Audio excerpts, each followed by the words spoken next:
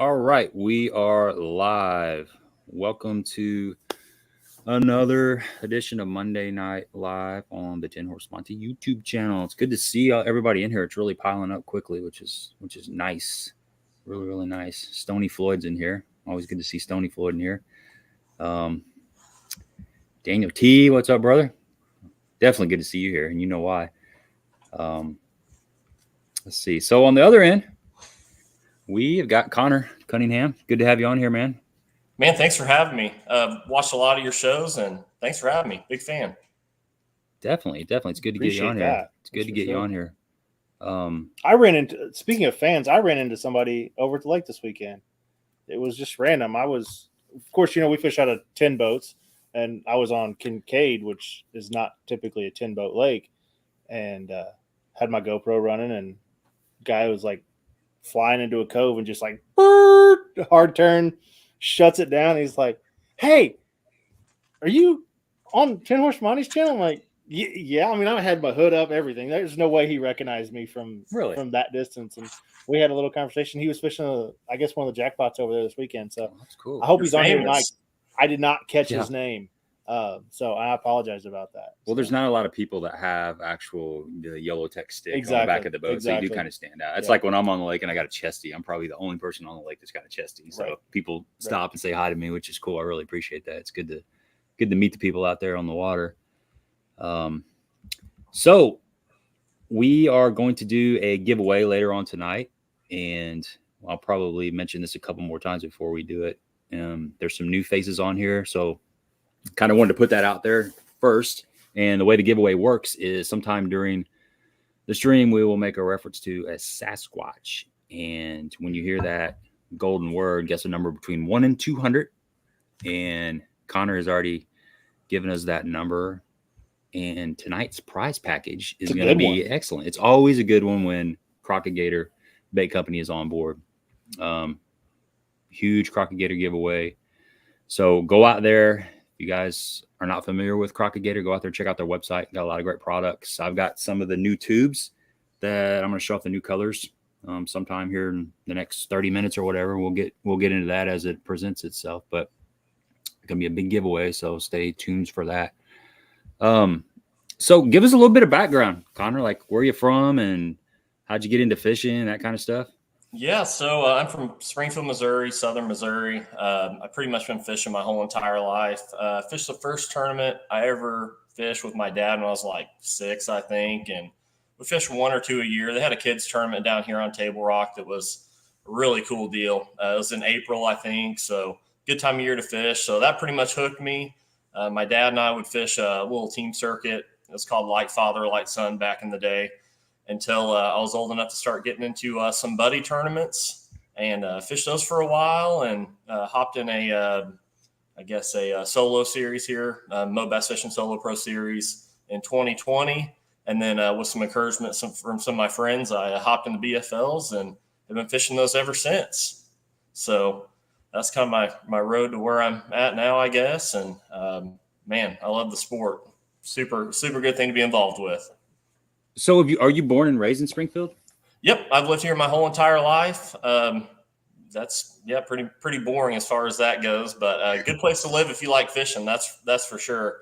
You're in the middle of a lot of good lakes. So yeah, I almost moved down there. I when I was younger, I thought about it, and it was close. I was really close to pulling the trigger on it because, being a letter carrier, I can transfer around and work in different cities. And that was just one of those cities that made sense to live there because of the reasons you just said. There's so much good bass fishing. There's good trout fishing. You got the whitewater chain of lakes, but also, like Taneycomo and stuff. You got world-class brown trout, rainbow trout fisheries. So it's a very attractive area. Plus it's still got it's grown since then, but it still has a kind of a small town feel. It's not like a big, like St. Louis or Kansas City or something. It's not a really big city, but it's certainly bigger than Cape Girardeau, which is where we live at. Yeah, no doubt. It's it's got a big city feel to it, I guess, but still a lot of fun stuff to do around here. You're in the middle of all the lakes. I think 2 hours is about the furthest I have to drive to fish anything that's ever been a BFL. That's Grand Lake. Everything else is within an hour and a half. So Truman, Lake of the Ozarks, hour and a half. Table Rock, about an hour and a half, or hour, I guess, for me. And then Bull Shoals and Norfork, about 2 hours. So in the middle of a ton of good fisheries and a lot of fishing history here in Springfield with Bass Pro and everything. So good place to live if you're a bass fisherman. Heck yeah. Yeah. What lake do you lean towards going? Do you like one of those lakes better than the other, or do you just kind of switch it up? Yeah, so I'd say Table Rock's my home lake. Surprisingly, I really like going up to Truman a lot, just because, man, I've never been a person that goes out and does really well in the slugfest. So I feel pretty confident in catching 12 pounds to be competitive. So I really like Truman. Norfolk's a good one for me, but I do have to call Table Rock home for sure. So that's usually where I go on the weekend if I'm going fun fishing. Just run down to Table Rock. It's probably an hour away and easy drive. Table Rock is really become one of my favorite lakes through fishing the BFLs and the Ozark division, just because of there's so many different ways to fish there. You know, if you want to run all the way up a river, if you want to run up the Kings River, you can fish in water that has 1 foot of visibility. Or if you want to stay like in the Cumberland City area, you can fish in water that's like 13, 14, 15 foot visibility. So it's got a lot to offer. It doesn't have grass, which we have a lot of grass around here. But other than that, it's a great training ground, you know, because it offers so many different combinations of cover and structure and water clarity.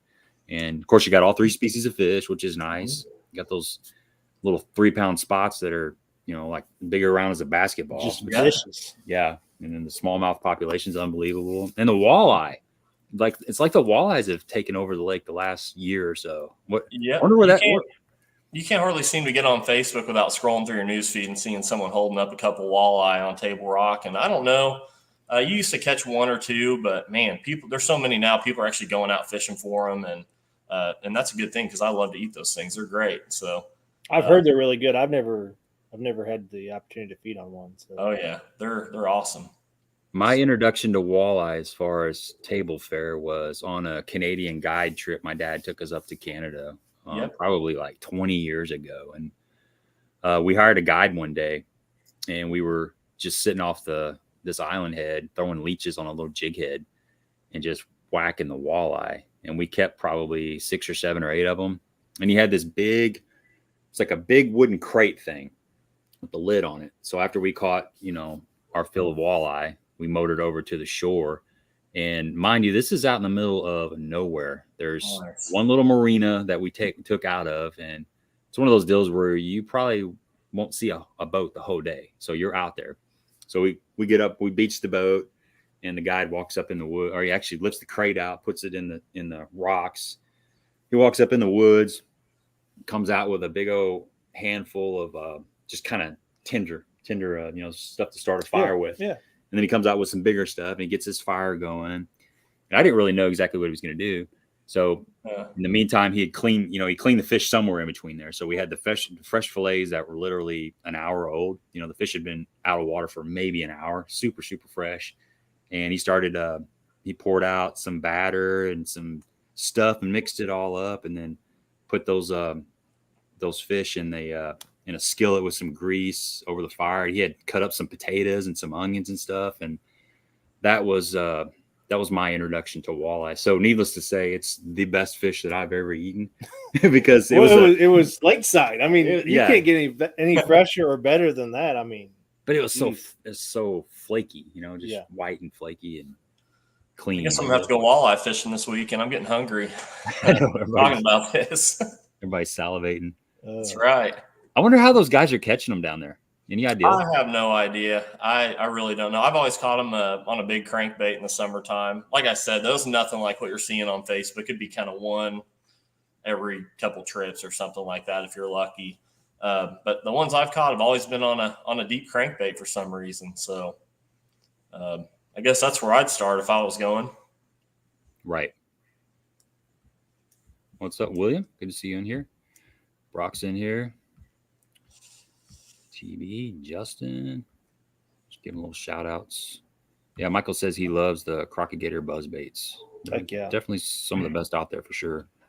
No doubt. Hard to beat those things for sure. See Rich is in here. Yeah, good to see Rich in here. What's up, man? Let's kind of scan down through here to see if we have any questions. Guys, if you got some questions, go ahead and get them in here, and we'll, kind of plug them in as things go. And if we get behind on the questions and we skip over it, go ahead and leave it again, because sometimes the feed gets kind of crazy. You start getting a bunch of comments and questions in here. It's easy to overlook them. Yeah, John, you're right. John says 1 year competitive fishing and wins the All-American. That's an amazing accomplishment. I was looking at some of your stats. According to MLF, it says you fished 11 events. You've had 5 top 10s and 1 win, and you've made $135,000 or $139,000. That's an impressive record, man. Man, I appreciate it. Thanks.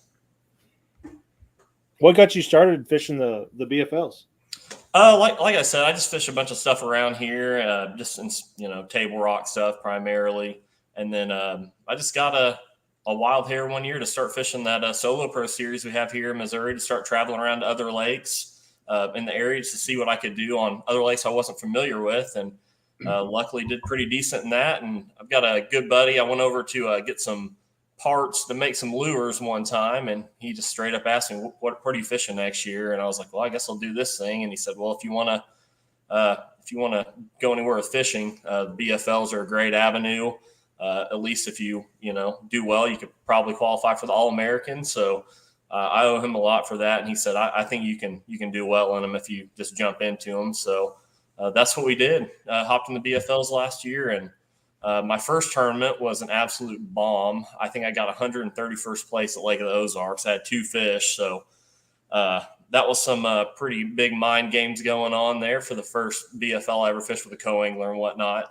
And then that same buddy was like, oh, you can still make it. You just got to catch them. And I was like, geez, that sounds a lot easier said than done. And luckily we got it turned around, and I think ended up 8th in the points to make the regional on Norfork. And man, I love that lake. So that was my goal, is just to make it to that regional. And I felt pretty decent about that, if I can make it there. But yeah, needless to say, after that first tournament, it was looking pretty dismal for making the regional. So yeah, crazy ride last year. Yeah, Norfork was interesting. I fished that regional down there. Yeah, I like that lake. I'd like to go down there. I've been to bull shows once, and it was, I went to bull shows this year, and then Norfork obviously was last fall, but I guess there's somewhat similar lakes. I mean, I'm sure they're a little bit different, but I like the beauty of those lakes, how there's just hardly any development. You're out there by yourself, it seems like some days. It's pretty. Yeah, when you mentioned eating a shore lunch up north and not seeing a boat, the first thing that came to my mind was Bull Shoals. I mean, you could literally go down there right now and probably see a handful of boats. And then, 2 dams up the next major lake up besides Taneycomo. That's just not going to happen on Table Rock. So no, definitely a beautiful place. And yeah, if you broke down in the middle of that lake somewhere, you might be spending the night if you don't have cell phone reception or something. There's no one out there. Randy says, where did all the bass go after the rains we had at Lake of the Ozarks? Oh, Lake of Egypt. I'm sorry. I thought that was Lake of the Ozarks. Lake of Egypt. I don't know. I was over there last week. I decided to go over there, but this was pre-rain, so I don't know. Ron DeRosa would be the guy to ask, since he lives on the lake, and he might be on that here. Rain just went through. So yeah. He must have been out. Randy must have been out there today. Well, that's right. Yeah, we had all that rain last night. Well, it kind of rained all day yesterday, didn't it? Yeah. Looked like that tournament over at English Choice was over at Cedar yesterday, and talked to Ron last night. It was like 13-something to win. Really? So 5 fish? Had a good day, yeah. Yeah, he was holding up some pretty good fish. Yeah, he only had 11. He had 11? Yeah. He looked like he was holding up 2 tanks. 6-pounders. Yeah. But you got long arms, man. I guess. I'm good at that. Long arms and closer to the camera. I'm real good at that. Randall's got a question here. What lake is by Cape Girardeau? And it's the Mississippi River, but we don't really have a lake that's, I guess, super close to us. The closest lake is about 45. Well, it depends on what side of the town you're on. Illinois is where we mainly fish at, and it's about 45-minute drive. How far is Wapapello from where you guys are at? Hour and 10, hour and 15 minutes. You make it down there much? No, but I need to. Yeah, I'm kind of the same way. I'm closer to Illinois, all the lakes in Illinois, than I am there. We got Doug with Auto Trieve. I bet he's on here tonight. I'm pretty sure I saw him make a comment. He fishes Wapello a lot, and he's the contributor of some of those 29, 30-pound bags that come out. Nice. So. Yeah, they got that place dialed in, but just like anything else, you don't catch them every time. But yeah, so Randall, we're about 100 miles south of St. Louis, right on the Mississippi River. Is where we're located at. And like Jonathan was saying, most of those lakes in southern Illinois are about an hour away, and then WAP's an hour and 15. And we have another lake called Clearwater Lake, which is about an hour and 45 minutes away. That's a terrible drive, though. It's a terrible drive. It's super curvy, and it's full nasty. Of deer. Yeah, deer everywhere. So that's why we tend to just go across the river and go over there to Illinois. We have some small lakes that are about, I don't know, 120, 140 acres that are 30 minutes away, but they're, I don't know. Although there could be really good days. Yeah. Perry County is about 25 minutes away, and they fished a little tournament over there. I guess it was Saturday, and they caught 16 pounds or something. Really? 13 or 16 pounds, which is pretty good. I was impressed because I don't usually catch them there. So I'm glad somebody's got that place figured out. Let's see what else. We got JoJo. What's up, man? You can see JoJo washing here. Fellow BFL competitor. All right. Stephanie's back on. Stephanie, good to see you here. A couple weeks. Let's see here. Yes, Stoney says Crock-O-Gator head knockers are the best. Here we go. Connor, any tips for Norfork in August? Ooh, I've actually never fished Norfork in August. I fished it in May one time, and then in October, and then November and December one time. August, man, that'd be hard for me not to be out off the bank trying to catch them on a deep crankbait somehow, or a football jig or something. Crock-O-Gator makes 2 good football jigs I'd be trying out if it were me. A ton of smallmouth in the lake and some decent ones. So if the largemouth bite doesn't work up a river somewhere, trying to catch them on a deep crankbait, I would go down lake with a football jig and have at it, because those things are fun to catch and there's tons of them. So that'd be my tip for August on Norfork. Mm-hmm. So let's dive into the All-American a little bit. I never been. Obviously, it's the goal every year we fish, whether you're a boater or a co-angler. Really close a couple times. Really close, yeah. I've been close, and who knows if I can qualify for both the regionals this year, because I'm fishing the LBL division and the Ozark division. Yeah, and I plan on going to both regionals if I make it. I got to make it first. But so the year qualifying for the actual regional, building up to it, you said now. So that was in June of this year. Is that when it was? It was, the first week of June this year. Okay. So the regional, was that on Norfork? Was that the same? Yep, that was last October, and that qualified for the All-American this June. Right. Okay. I was just making sure I had the right time frame there. So hold on, back up. You finished 100 and what, the first 130th, the first? I think 121st or 131st. It was way down there. And you finished 8th in points? Yeah. So you had a heck of a year. Yeah, your next 4 tournaments must have been just phenomenal. I was feeling some major pressure to do good, so I definitely annoyed my boss a lot with a lot of time off to try to get out and fish the weeks before the rest of the BFLs, just because I wanted to make it a Norfork so bad. So for sure. I mean that's tough in a LBL division when I was fishing it, and when there wasn't a lot of folks fishing it, just to blank or to finish that low in one and then come back and even make it as a co-angler. But to do it on the boater side, that's impressive, man. So yeah, it was crazy for sure. And like I said, after that first tournament, I was like, what am I doing here? So from the beginning tournament in 2021 to the All-American, it's just crazy. The year swung like that. Unbelievable, to be honest. So on Norfork, you said you had some experience in there. How'd you prepare for that regional as far as practice? What was your mindset going into the regional? Yeah, really. So we, Rick and I, Johnson qualified for a Bassmaster Team Championship there in, I think, 2017.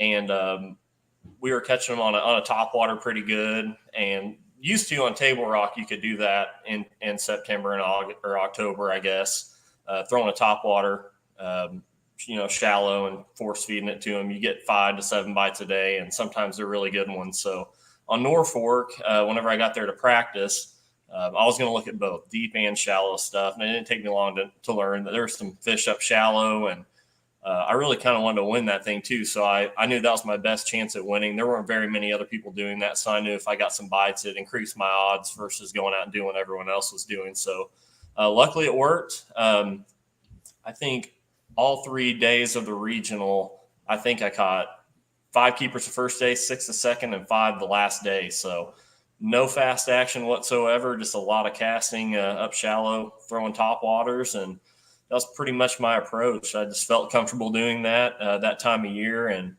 like I said, I could have went out there and fished deep with everyone else. And that's actually how the tournament ended up getting won. And the third place guy caught a ton of fish doing that as well. But that's just not really my strength. And I knew that if I could just get the right bites up shallow, I'd have a good chance at, winning. So that was my entire approach, just off prior history in November and December, knowing there was fish that was shallow on that lake. Yeah. So you fished, did you focus on the rivers, or were you like more the, dam area when you were fishing in Norfolk? Yep. So I wanted to go up in the rivers. That was kind of my idea for shallow fishing on my way down there. And then once I got there, you've got, I think, 3 different regions coming to the area, and a lot of them were for out of town. So that time of year, those rivers were just getting pounded. So the first day of practice, I go up there and there are just boats everywhere. So I ended up finding a pattern on the lower end of the lake. It was a bathtub clear water. You could see rocks on both sides of the boat when I was going down the bank, and it was gin clear, but for some weird reason, those fish were up there that time. And like I said, it used to work on Table Rock. That's kind of where I learned to do it. Everyone kind of does it now, and it's really hard to even catch 5 of them. But that lake, I guess no one caught on to it right away. And I didn't win the tournament or anything, but had a good enough finish to get me into the All-American, and that was the major goal. So once you qualify for the All-American, take us through that process as far as they obviously reach out to you, and they put you up in a hotel? Is there meals? What's that like before the actual tournament, before actual, practice and all that? And how do that, because I've heard they roll out the red carpet, it's amazing. It's amazing. Major League Fishing does an awesome job with that tournament. So basically, to run you through it, everyone that made that top 6 to make it to the All-American knew right away, because at the regional, you knew right away you qualified for it, because that's the goal, to even be at the regional. And then I think a couple months before, they send you a packet and make sure you're still interested in coming, which I don't know who would ever click no on that. And then I think they ask you for a little information, and then they give you the off limits and all that. And then once you show up, they feed you at the banquet. They give you a whole bag full of cool goodies and stuff, and all kinds of stuff. They really took care of you. And then every day at the tournament, they catered like a food truck there and had all kinds of stuff. They had breakfast ready for you there when you showed up to the ramp, and sent you off with a sack lunch. So I wish every tournament could be like that, because like I said, my hat's off to them. They did an awesome job. And the pressure to make the next one is even more intense, because like I said, it's an awesome experience. I wish everyone could do it at least just once. So yeah. Are the boats still provided, or did you get to drag your own down there? No, they quit doing that a couple of years ago. I'm not sure why.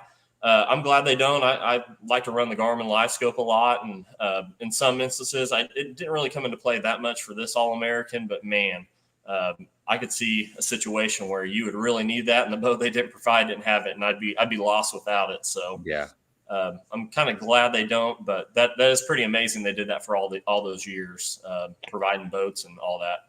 What was your practice period? How many days did you get to practice leading up to that? So they had I want to say a week or 2 before they shut it off, where it was completely off limits. And then before that, prior to that cutoff, I went down, I think, once or twice. Looked around. The first time I went down, I just idled around. I heard it was going to be one offshore.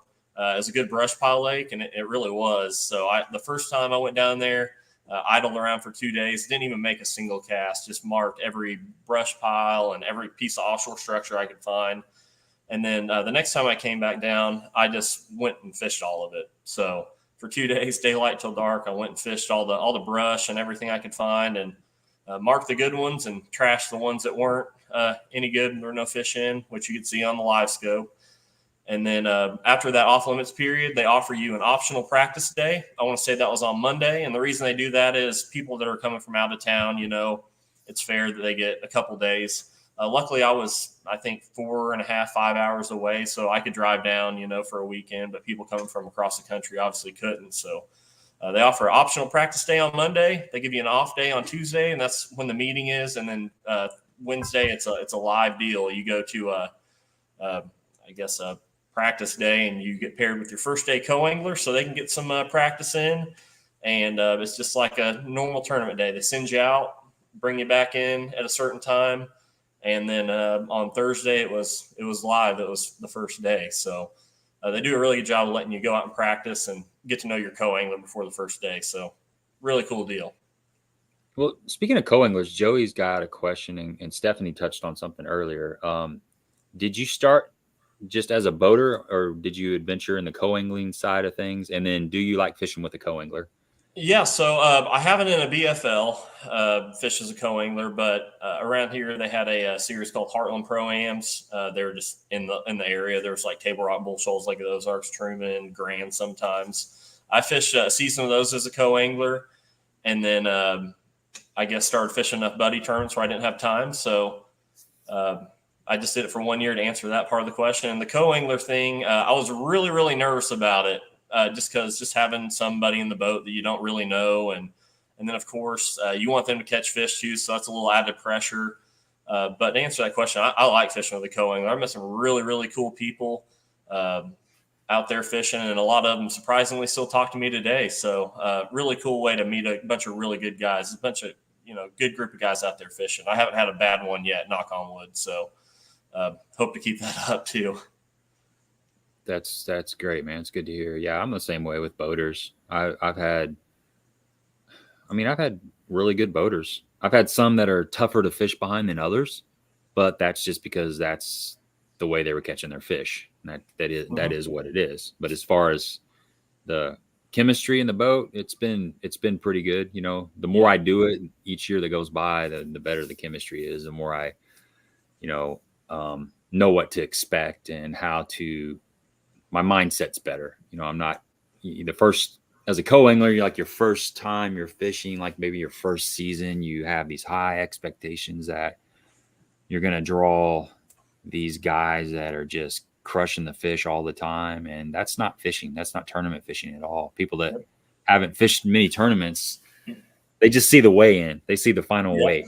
They don't see the struggle in between the multiple hours of not even getting a bite. And once you get out there and start doing it, you start realizing that you don't just pull up to a spot most of the time and catch 20 pounds. It's stretched out. The whole day. You see the top 10. They don't advertise the bottom 10 that struggled or blew a motor up on the way down the lake, or their trolling motor went out, or their battery blew up, or you name it. There's something that happened. You don't see that part of the fishing. And Randy's got a question here. He goes, I want to start tournament fishing as a co-angler. Any advice? I would say going in with an open mind. It's be just as cordial as you would if treat everything's like it's your boat, unless you treat your boat like crap. But treat it like your own, and make sure that you go in with a good attitude, and not the attitude that we're going to catch fish and I'm after your fish and you're after my fish. It's more just to work together and try to learn something. Yeah, and find a local bass club, Randy. That's probably the best way to get involved with it. Find a local bass club. It's a low stretch situation. You're not fishing for a bunch of money. There's not a big entry fee. You'll get to go to the meetings and talk to these guys before you jump in the boat with them.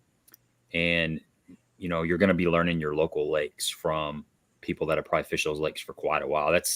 There's a huge advantage of fishing a lake that you kind of halfway know, but jumping in the boat with somebody and seeing how they fish it. Cause a lot of times they fish it a little bit different. You may be throwing the same baits, but they may be working the baits or fishing them in different depths. Or they may go through the same areas that you go through an area, say you go through that area with that's a jig spot for you. Well, maybe that's a crankbait spot for them or a shaky head spot. And you didn't even think about going through that area with that kind of bait. It really opens it up. But the Bass Club is definitely the way to go. And then once you get a feel for things, once you get used to that, the night before jitters and how to manage your time out on the lake and how the day goes by and keeping your bait wet and making, change the mental side of it, move over to something different. There's a lot of tournament circuits out there. There's the BFLs, but there's so many different tournament situations out there. USA Bassin is a smaller one that we fish around here. They hold tournaments all over the country. Team tournaments. Yep. Sure. But you can move up. You can move up to that. You can qualify, and you talk about low entry and high reward. USA Bassin. I think you guys have that out in the Western. I know they have it in the Ozarks. Yeah, Lake of the Ozarks. They have USA Bassin. They have Joe Bass and $30 entry fee for some of our tournaments a man, so $60 a boat, and you get to fish for, if you qualify, you get to fish for a $5,000 regional, guaranteed. I mean, that's you qualify. Qualifying is fairly easy, just making up the points, and then after that's a team. That's a team. It's a team tournament. So, but I mean, you'd have to find a buddy that you can jump in there with. What do you think, Connor? What's a good way to start tournament fishing? So I've got a cousin that's 16, and my direct advice to him was to hop in the BFLs and fish as a co-angler. That's something like I said, I did for 1 year in a different circuit. If I could go back, I wish I would have done that I think they let him start fishing at 16. Is his name Jack? Yeah. The answer is no, Jack. There's no way I'll do that. No, I'm just kidding. I will if I have to. But no, I mean, that was my advice to him, would be to do that. I wish I would have done that. Like I said, I did it for a year in another circuit, and I learned a ton. And my advice I was given the night before the first one, I think I was like 16 or 17, was don't try to compete with your boater. Don't do any of that stuff. Just be there to learn. Just go to learn. That's all you got to do. And you're going to learn stuff that is going to stick with you for the rest of your fishing career. So I would 100% without a doubt take advantage of that. And on top of that, like I said earlier, you get to meet a lot of really, really cool people out there. And it's just all around good experience. So that would be my advice. Solid advice. Let me address this question real quick. Randy, I have a video dropping Wednesday or Friday. Go ahead and watch that because it'll help. I'll just tell you that. That was a teaser. That was a teaser. That was a teaser. So back to the All-American. Okay. So the regional's done. You qualify for the All-American. You go through the things that lead up to the tournament. How did practice go? I mean, did you feel confident in practice? Did you find a pattern, and were you able to duplicate it? Hold on, back up. Let's let everybody know where you were at. Lake Hamilton, is that right? Yep, Lake Hamilton in Arkansas, and Hot Springs there, just below Lake Ouachita, another pretty famous lake down there. So I'd say South Central Arkansas probably is how I'd say it. Okay. But yeah, practice, like I said, I went down and looked for a bunch of brush piles, offshore stuff. And then during, what I would call pre-practice before the cutoff, I went and fished offshore. Caught a ton of fish doing that. That was in May, too. So I felt like that bite was going to get, even better. Mm-hmm. Nothing real big, some 3-pounders. I think maybe 1 or 2 4-pounders. And then whenever I came back for the official practice, the optional practice day, that is, I had like 5 more spots I just couldn't quite get to in the pre-practice. So I went and hit those. We catch a few fish, nothing huge. And then during the, official practice day with the co-angler, I didn't want to be seen on any of that stuff, and I didn't want to catch anything I could potentially catch the next day. So something I really like doing and feel confident in doing is throwing a topwater shallow. So I watched about everything you could possibly watch on YouTube about Lake Hamilton and Lake Ouachita up above it. And it seemed like there was little bit of a glimmer of hope for a shallow topwater bite. So I went and did that and caught some 4-pounders that day. So that kind of made up my mind I was going to, give that a shot in the morning of the first day, and never really got away from it. They were just biting it. And I think most everyone else just kind of missed it just because of the past history on Lake Hamilton. And luckily it worked out, but there were some big fish swimming around up on the bank for sure. So were those post-spawn fish, spawn fish, or fry garters, or what was going on up there? Yep, I think they were fry guarding still. I caught the first day I caught a really big one, and I swear if it was a pre-spawn, that fish would have weighed 8 or 9 pounds. It was a huge fish, big long fish. I don't even know how long it was, but skinny as a rail, had a head on it like a 5-gallon bucket, but it weighed I think 6'11". But like I said, in the pre-spawn, there's no telling what that thing would have weighed. So extremely skinny, poor looking fish. So I got the hint that they were all post spawners, and I would see, baby bass, fry swimming on the bank everywhere. So it seemed like a true post spawn deal to me. So after your practice, were you dead committed on the shallow bite, or did you still have that, that brush pile bite in the back of your head? Yeah, I actually didn't really know what to expect. Like I said, I watched a bunch of stuff on the FLW Cup they had down there in August, and there were some people top watering. So I didn't really know what to expect. I just knew that I caught 2 4-pounders on it the day before, so I had to give it a shot because I love fishing that way.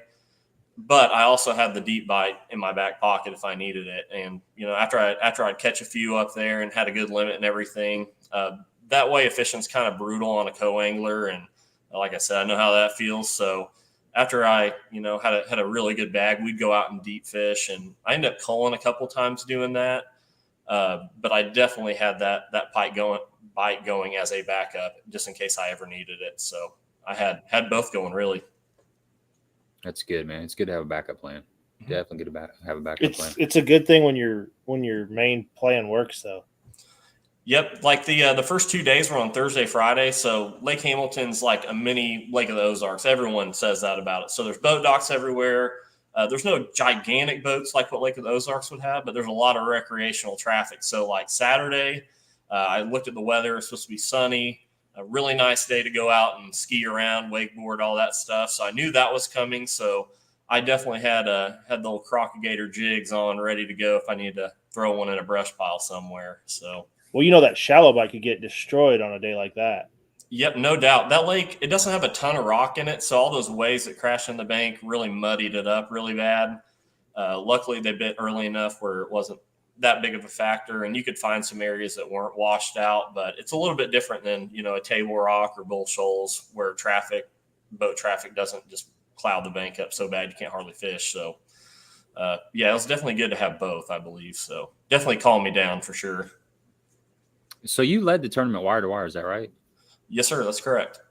Okay. So coming in to weigh in on day one, how did you feel? Did you feel like you had caught enough to be up there? Or did you have any idea what it was going to take to be in contention? So I felt like I would be up there. I didn't think I would be leading. I've always got that voice in the back of my head saying, "Hey, if you caught them, someone else did too. So don't quit." But I had an absolute giant in there, and then some other good ones with it. So I knew I'd be up there, and that kind of put the pressure on me for the next day. So I didn't really know what to think in a tournament like that. You always, I guess you always go to fish to win those. So that's what I was trying to do, and I had a good bag, and I was kind of just more or less in shock. So I didn't really know what to expect.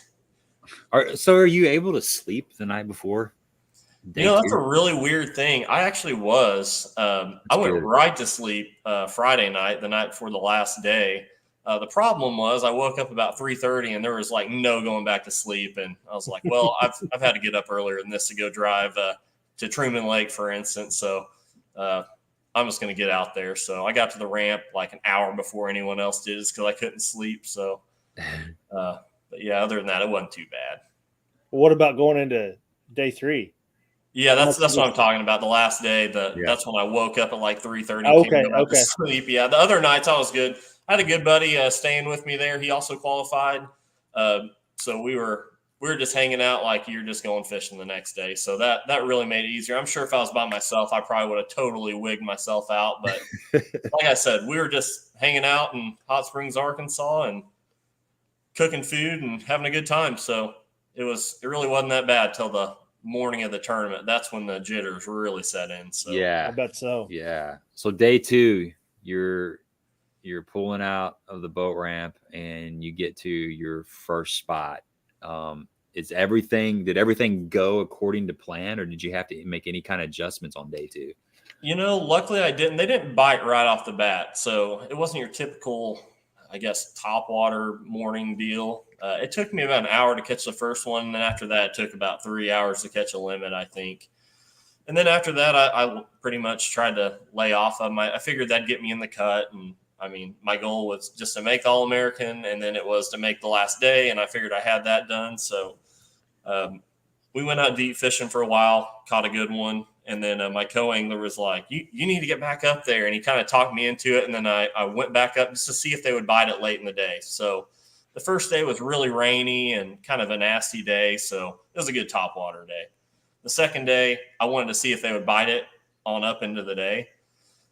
So about, 2 o'clock, my co-angler's like, you need to get back up there. So that's what I did, and ended up catching a 5-pounder in probably an hour of fishing. So after that, I was like, all right, let's go back out deep fishing and try to catch some out there and leave these for tomorrow. So what did you call out with that 5-pounder? What was your small fish in the bag? It was probably just a 15-incher, like a 2-pounder probably. Okay. So it was a pretty good upgrade then. I felt like I had probably 12 pounds or so.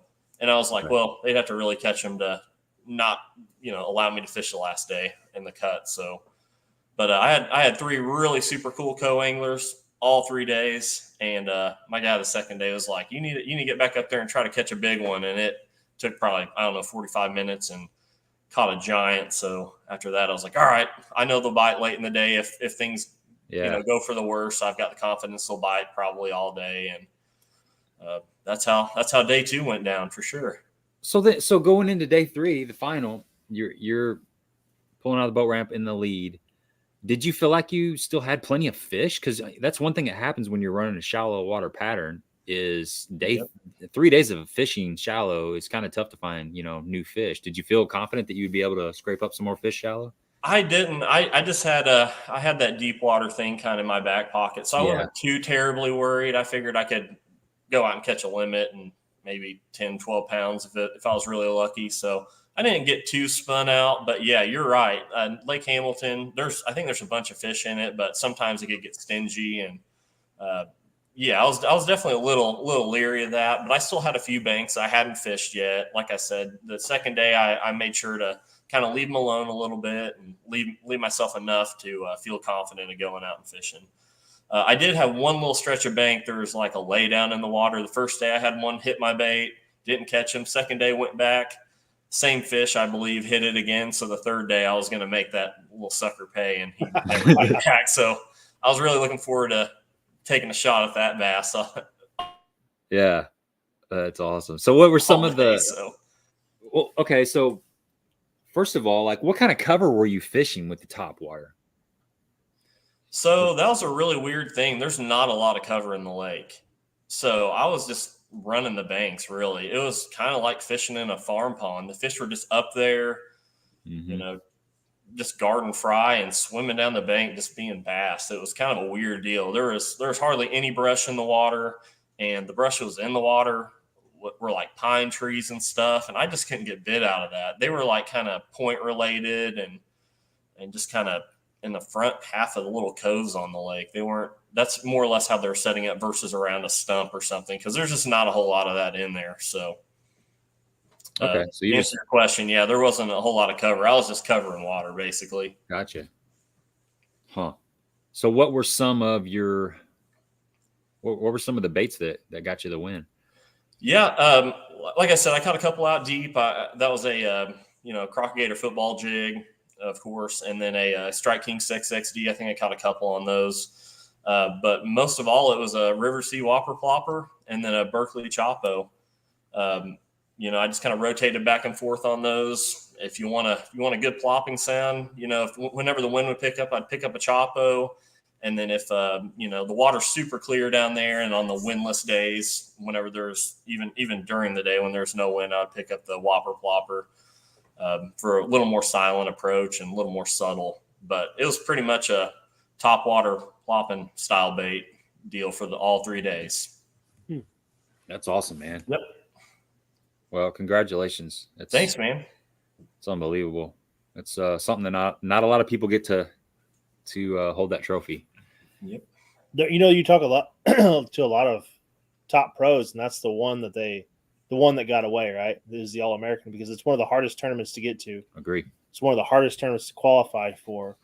I mean, you think about all of the BFL anglers that are out there that have tried, us included on the co-angler side, and just to make it where you did in one season is pretty incredible. You've got I want to say 24, 26 divisions of BFLs, mm-hmm. and then they take 45 out of each division to fish the regionals, mm-hmm. and then they take six out of that. You got the wild card in there, but you got 10,000 anglers, and it all comes down to just a little small group of guys that gals, that even have the opportunity to win that thing. So congrats. Thank you. Joey's got a great question. Yeah. So Joey says, what's the plan for the Toyota Championship at Chick in November, and how do you plan to prepare? Yeah, so I believe it's on Gunnersville, actually. I'm not sure. Good thing I haven't started preparing yet, I guess. Yeah, we probably need to figure that out before we get down there. Thanks, Joey. No, I haven't really started looking at it just yet. Got a few more tournaments in between then and now, but yeah, I'll probably start getting on that. That's a big opportunity with a lot of money, so that'd be cool to keep the train going if I can. But yeah, I'm sure it'll be shallow fishing and all that, but I've never even seen that lake, so I'll definitely get back on the old YouTube and see what I can't find on there too. Yeah, man. I think it's got grass in it, if I'm not mistaken. I've heard there's a little bit of grass. A little bit of grass. A little bit of grass. I haven't been to Gunnersville, but I've been to Chickamauga, and there's just we fish grass stupid. Lakes. It's the amount of grass in Chick or Gunnersville. I mean, it's unbelievable. Crazy. Jessica says, what helps you handle the pressure that is associated with the tournament, such as the All-American of that caliber? And how did your co-anglers play into the win? Yeah, so ton of pressure. I got a good support system, my family. My girlfriend keeps me level-headed, I guess. And then, like I said, I had 3 really cool co-anglers that, were totally cool with whatever else I'm having to do to catch them. And I try to help them out as well. And all 3 of them are really, really cool guys. So just being in the boat with someone, you guys mentioned having that energy in the boat, I guess. If you guys are both having a good time, I thought all 3 days were very enjoyable. And, man, that just really relieves all the pressure whenever both people are having a good time out there and catching a few fish here and there. So I think that's the answer to that question. Well, a co-angler can help you go one way or the other. They can spin you out, which that would be detrimental, but they can also calm your nerves.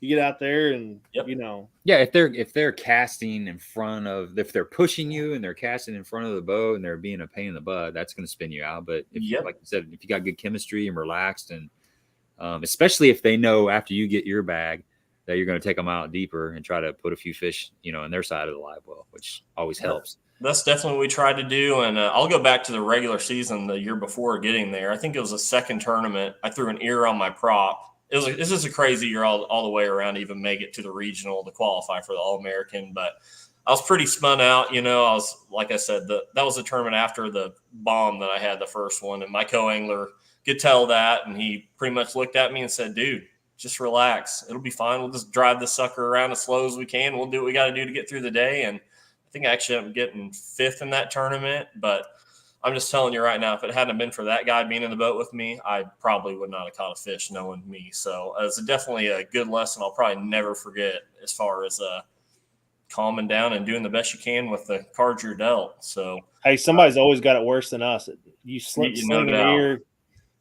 Doesn't matter. Without that co-angler, to the second part of that question, I don't think I'd be on here talking to you guys for sure. So there you go. Definitely a huge help. It's hard, man. When you got in your mind, you have the day planned out how it's going to go, and right off the bat, something happens. And it's hard, especially if you're catching a few fish in practice. That really adds to the aggravation of a mechanical issue or whatever. But like I said, big lesson learned. And if it wasn't for the co-angler fishing with me, I don't think this would happen this way. So hats off to him. Thanks, Bill. This is the question. Got a brother I fish with. His name is Rick. I told him we love throwing ploppers, but we struggle with color selection. What helps? Yeah, so that's a good question, and I will say something so simple here, it'd probably make your head spin. I like 2 colors in a Berkeley Chopo or a Plopper, and I use a black one and a bone one. I've got pretty much every color known to man in my tackle box, but it seems like if they won't bite one, they will for sure bite the other one if they're biting that style of bait. I've never really tied on like a clear one or some crazy color, and it just be mind blowing. But like I said, bone and black are my 2 favorites for sure. I would have to agree with you.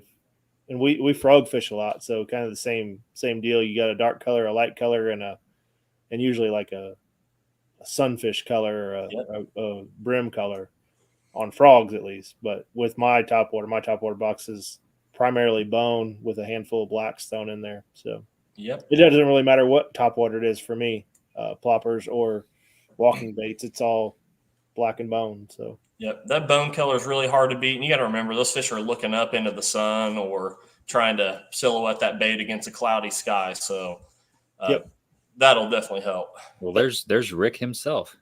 So we had Randall, now we got Rick. Honey cuts. Yeah. Well, I mean, let's be honest. On a topwater bait, they look really pretty on top, right?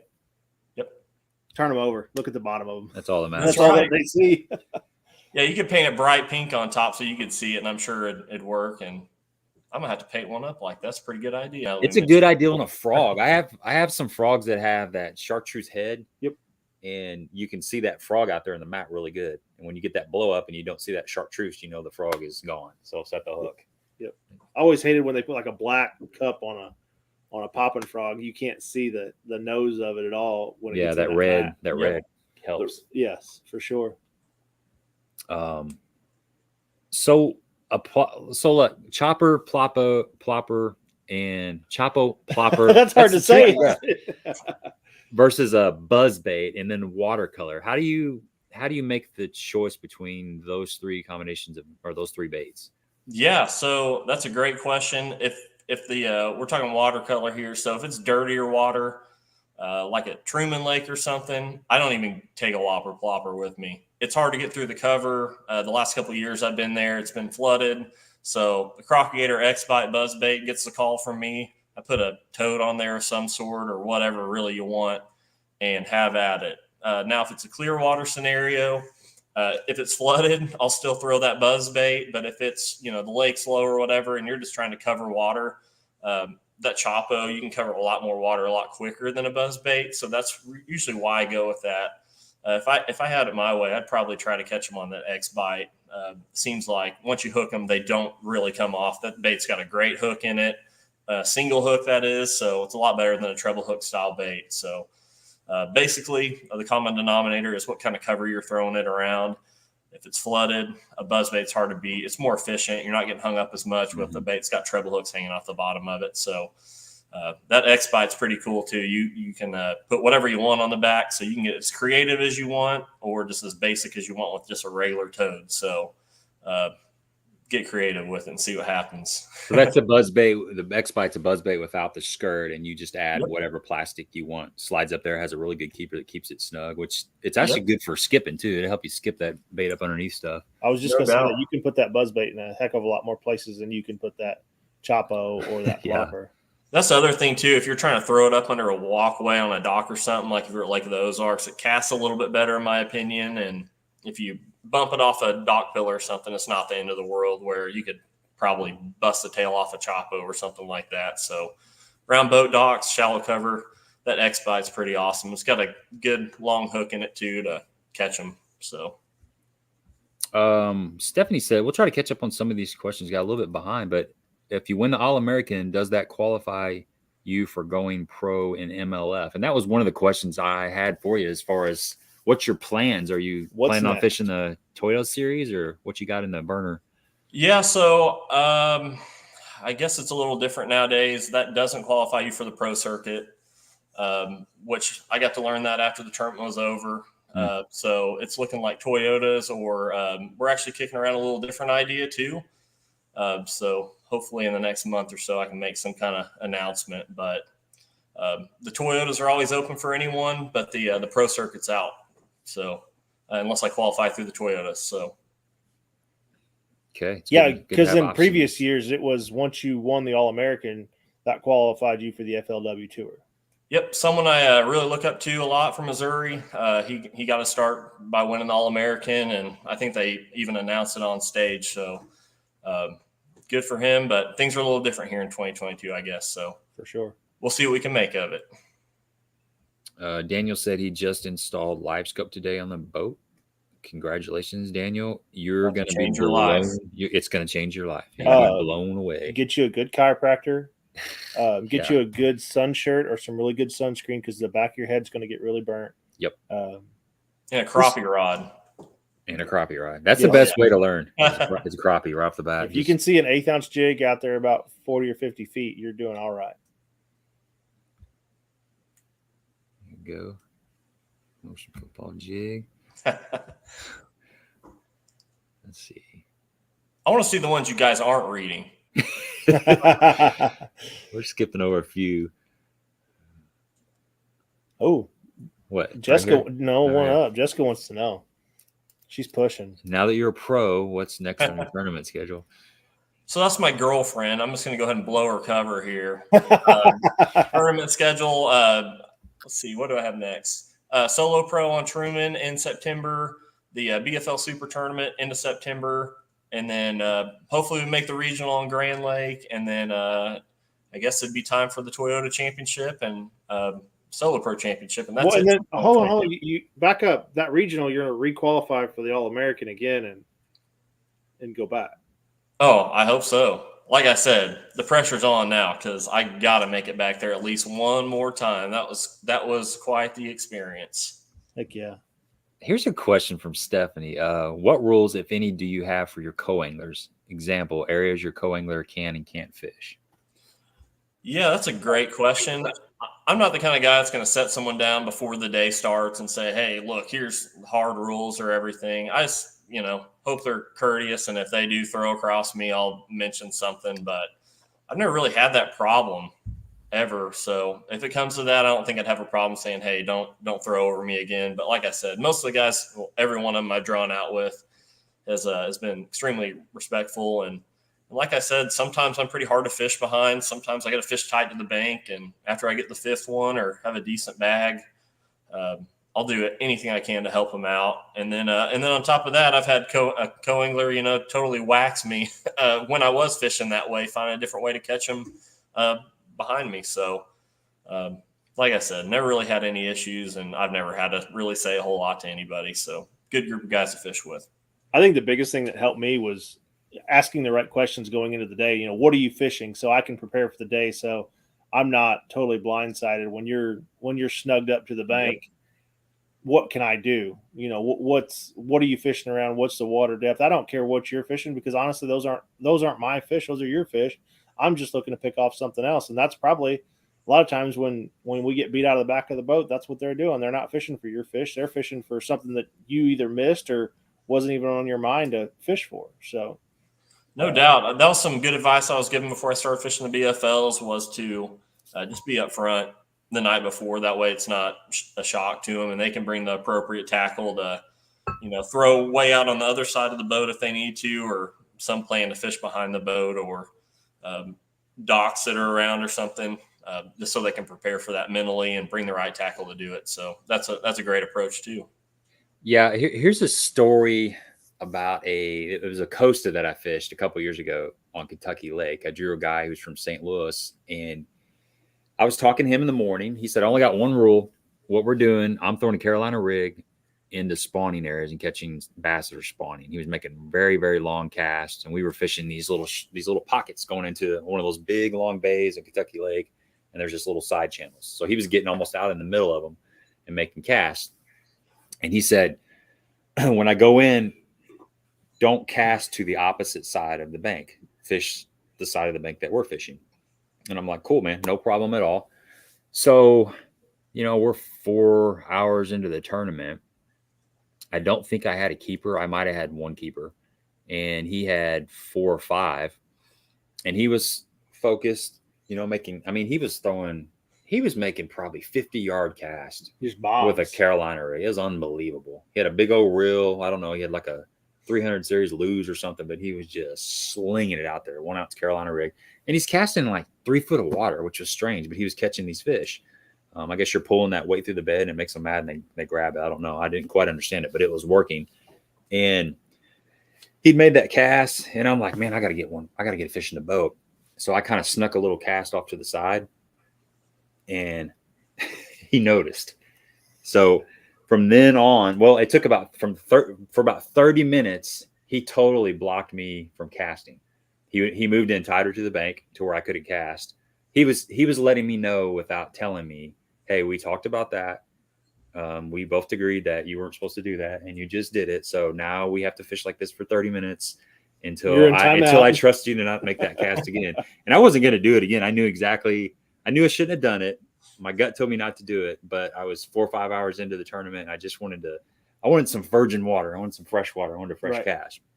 So that'll happen. Your boater is in control of the boat, and there's kind of unsaid rules in the boat, just a respect thing. And it's certainly if he does make a statement in the morning, I'm doing this, please don't do that, and you do that, well, he can make it a little bit more difficult on you. And another tournament I was fishing with Fitzpatrick on Lake of the Ozarks, I drew him, I think it was last year, and we were fishing docks, and we were fishing around the front and they were going in the dock. And that's one of the hardest things fishing out the back of the boat, is to not throw to that dock on the other side, because you're working the front of the dock, you're working down the long side of the dock to the walkways, and then you go across, and then you come back out the opposite side. And that's it's just this kind of pattern right here. And you got the first shot at that dock if you want it. Right. But it's not the right thing to do. No, it's not. And I asked Roger, I said, we were a couple hours into the tournament. I said, do you mind if I throw over to that dock? And he said, I can't tell you where to throw. But just by saying that, he didn't need to say anything else. Right. I understood. You knew exactly because I totally respect him, and we had a great day. But that was his way of saying, it's your call. I can't tell you no, but I kind of read underneath the lines, and we had a great day. But I didn't make that cast, so he was being open about it. And communication, man, is always the key. I think no matter what. To wrap up Stephanie's, I think it was Stephanie, there's no rules for co-anglers at the BFL level. The boaters can't tell you. The rule is you can't make a cast from the front deck. Yeah, you can't fish off the front deck. Yep. And I think you can land a fish off of the front deck, I believe. Don't quote me on that. But other than that, you cannot come up to the front deck unless there's an emergency. But there's no hard line. There's nothing that says you can't cast past the console of the boat, anything like that. So yeah, and you get a rhythm, like especially if you're going down the bank. Say you're sitting 20 feet off the bank and your boater's pitching. You get a rhythm. You kind of get a flow, and if you're moving, say your trolling motor's on 5 and you're moving at a decent pace, obviously you don't want to be throwing behind the boat because you're going to get hung up. That's going to mess up the flow. So you can certainly cast towards the front, but he's going to be casting, or she's going to be casting further towards the front. You just want to make sure your angles are the same. Yeah, you got to get your groove. Once you guys get locked in, you get kind of a groove going. It's really no different than team fishing. Yeah, I mean, right. Jack says, any advice for a young angler? Yeah, like I said, just fish as much as you can, and co-angling's a great avenue to learn a ton in a quick manner. So that's my biggest piece of advice. And if you're a young kid, probably younger than, I guess, 16 is when they allow you to start fishing as a co-angler, just go fish a pond somewhere, anywhere you can go fishing at. You're going to learn things there that surprisingly might even help you out later down the road as well. So just time on the water for sure. Here's another good question. Before we ask this, I just want to remind everybody that here, it's going to come up really soon. We're going to be doing a Crock-O-Gator giveaway, and we're going to make a reference to Sasquatch. When you hear the magic word, guess a number between 1 and 200, and whoever guesses the number that Connor chose earlier. It's right here. It's right here. We got it written down. They're going to win the Crock-O-Gator prize package. So that's going to be coming up here real shortly. So keep your ears peeled. Joey says, do co's and pros share their baits with each other? Sometimes definitely. I would have to shake my head yes on that one. So yeah, I've had this year on Kentucky Lake, my boater turned me on to a certain shaky head worm that was working really good, and he actually let me borrow one. And man, I babied and nursed that thing and kind of mended it together because it got me a 3rd place finish. So at Truman Lake this year, we my co-angler and I went through quite a few of those Crock-O-Gator jigs together. So Joey, if you hear that, hook me up. I could use a few more. I got a story on that one. We had fished a BFL with a buddy of ours that just randomly got paired, and by the end of the day, I think he had everything but my rod and reel on his. And I'm a co-angler. We were in my spots. Everything that I had ran the weekend before. He asked me the night before if I was on anything, and he's like, "Oh, we'll stop there. It's on the way down. We'll stop there for 30, 45 minutes in the morning." And we ended up staying there all day. I got a good finish out of it, and he didn't. But we were around fish all day. Yeah, I've had a couple tournaments where my boater really keyed me in on what they were biting on and actually let me use some of those baits that he was using. Same boater, actually. Okay, gotcha. But I've also had a couple tournaments where I've keyed the boater in on what was going on. Mm-hmm. One on the same lake, maybe the same year that you're thinking of. We were fishing. My boater was fishing some flooded. Just the water had come up and there was a bunch of debris, and he was running a spinnerbait along that. Well, I was throwing out in the middle of the cove with a shaky head, and I started whacking him on a shaky head. His fish had had moved out. I mean, he was catching a few, but it wasn't like it had been. Next thing you know, we're both fishing out of the other side of the boat, catching fish on a shaky head. So there's 2 people in the boat. It just makes sense that if somebody really figures something out, it's teamwork. Yeah, it is teamwork. It is. I had a co-angler last year at Lake of the Ozarks that was throwing a certain something around the docks, and I wasn't having the best day, so I was about to ask him for sure. He offered. I just was too hard-headed with what I was trying to do, I guess. But looking back, I wish I would have for sure. It cost me day 3 at a regional for what you just said, being hard-headed. Yep. Mm-hmm. Like 5 hours into the day, and I don't have anything, and he's culling. And he asked me at like 9 o'clock in the morning if I wanted one. I'm like, no, I'm good. I'll just keep throwing this swim jig around. Yep. It doesn't take me long anymore. Nope. It used to. That was a lesson that I learned really fast. So be open-minded. I mean, even noticing something like, let's just say the guy in the front of the boat is throwing a Texas rig lizard. Okay. We'll just pick that. And you're throwing a Carolina rig lizard. All of a sudden, the guy in the front of the boat is getting bites. You're throwing the same boat or same bait. He's just got it rigged up. Obviously, and you're not getting bites. It only takes a couple fish to figure out they don't want that Carolina rig. They want that Texas rig. So you need to switch because you're missing out. But that just comes from being in that situation several times and not being hard-headed. You got to get over that. Rick has got a good question. Rick Honeycutt, do you do any guide trips or live scope lessons? I do not. I got a full-time job, so that seems like a good gig. I've got a couple buddies that do, and got one buddy, Matt Rogers. If you guys are wanting a live scope lesson, definitely give him a look because dude knows what he's doing with that, and he loves guiding too. So he does that full time. So. You see, what lake is he on? Stockton Lake and Truman, I believe. Okay. So yeah, a lot of crappie trips. I don't know if you guys for bass or not, but if you guys want an eye-opening experience with a live scope, definitely give him a holler. So yeah. She's just teeing them up for the girlfriend's coming through with another question. Who is one angler you admire and maybe had an influence on how you fish currently? Anglers I admire. I'll give you a couple different answers. One that fishes right now, I'll give you 3, I guess. Jeremy Lawyer, he's from Missouri here. I know he kind of came up fishing BFLs and all that stuff. So Definitely look up to him a ton. Of course, Jason Christie, Greg Hackney. You see him flipping a jig all the time. That's one of my favorite ways to fish. So I would say those are probably my top three. A guy that used to fish around here a lot. His name was Terry Thomas. They all say he could fish professionally, but he decided to stay home and fish a lot of stuff around here. That's probably my all-time fishing hero, I guess, if you will. And I think that about covers it for everyone I truly, really look up to. So those four, I'd love to go fishing with any four of those guys any day, for sure. Heck yeah. That's a good Jeremy that's a Laurier, good list. I think the All-American is what got his start. Yep, for sure. Kentucky Lake. I don't know what year, but yeah, definitely. I think on Lake Barkley, actually. Yeah, it was. So. He was fishing the Little River right outside of Barkley Lakes or Lake Barkley State Park right there. Yep. I remember watching that. I watched that a couple times. Yeah, that's awesome. Stephanie says, what electronics do you run and what do you use to fish offshore? Live scope?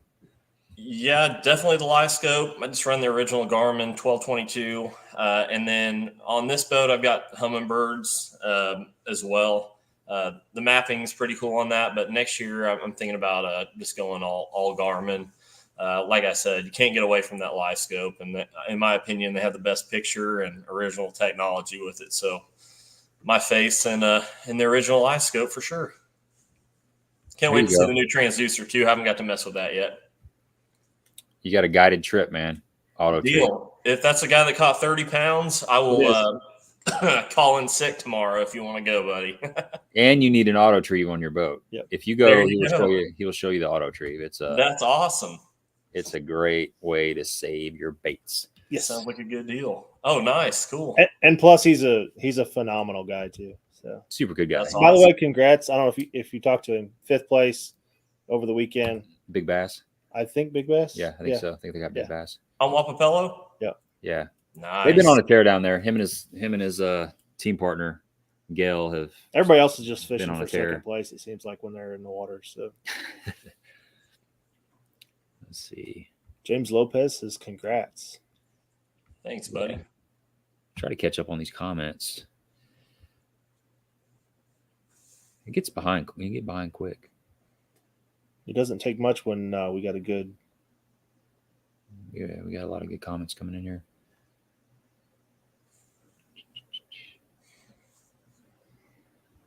I guess so. We didn't really touch much on the rod and reel and line setup when you were throwing your topwater baits. Can you talk a little bit about that? Yeah, for sure. So I use a Halo HFX 7'3" medium heavy for the I guess 105 Chopo and the 110 Plopper. If I go to the bigger sizes like the 120 Chopo, I definitely like the little bit longer rod. It seems to handle that bait better. And I do like the medium heavy. It's a little bit stiffer than what you would use on a spook or walking style bait, but you don't really need, I guess, something that limber. You're using braided line and you pretty much, whenever the fish bites, you want to try to get it in the boat as quick as possible and not, let it swim at all like you would with a spook and actually fight the fish. So a little bit stiffer rod, got a lot of good backbone, but it has the tip to be able to deliver that big, heavier bait. So in my opinion, those are the best rods I've found, especially that 7'3" for the smaller ones. It's just an awesome rod that's really, really accurate in casting that bait too around cover if you have to. So those get the nod for me. Reel wise, I use a 7-3-1 or sometimes an 8-3-1 gear ratio just to be able to catch up with the fish. They're usually pretty shallow and pretty hot whenever they bite. So you need something to take up a lot of slack quick and really control the fish. So I think the higher speed reels are, optimal for that presentation for sure. Mainstream Fishing said he just ordered 2 Chopos, 1 bone and 1 black. I did too yesterday, and I saw they got a pretty good sale going on a particular website. So I definitely did some stocking up myself yesterday for sure. So I'm gonna figure out what website you're talking about. Yeah, good old Tackle Warehouse, $6.98 got me for $100 yesterday. Thank you very much. Happens every time. That's right.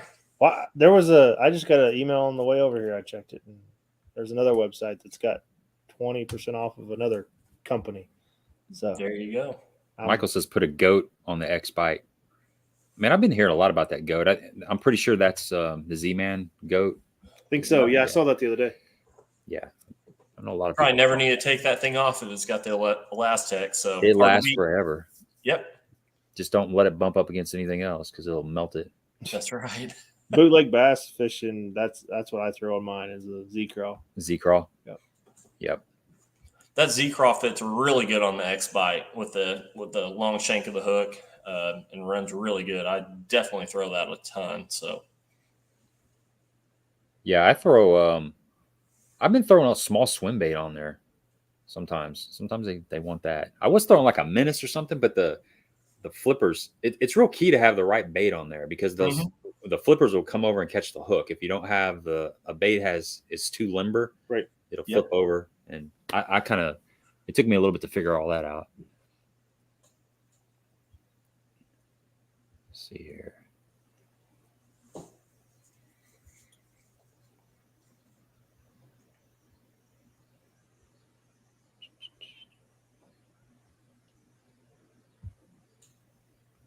Going through these comments, trying to get caught up here.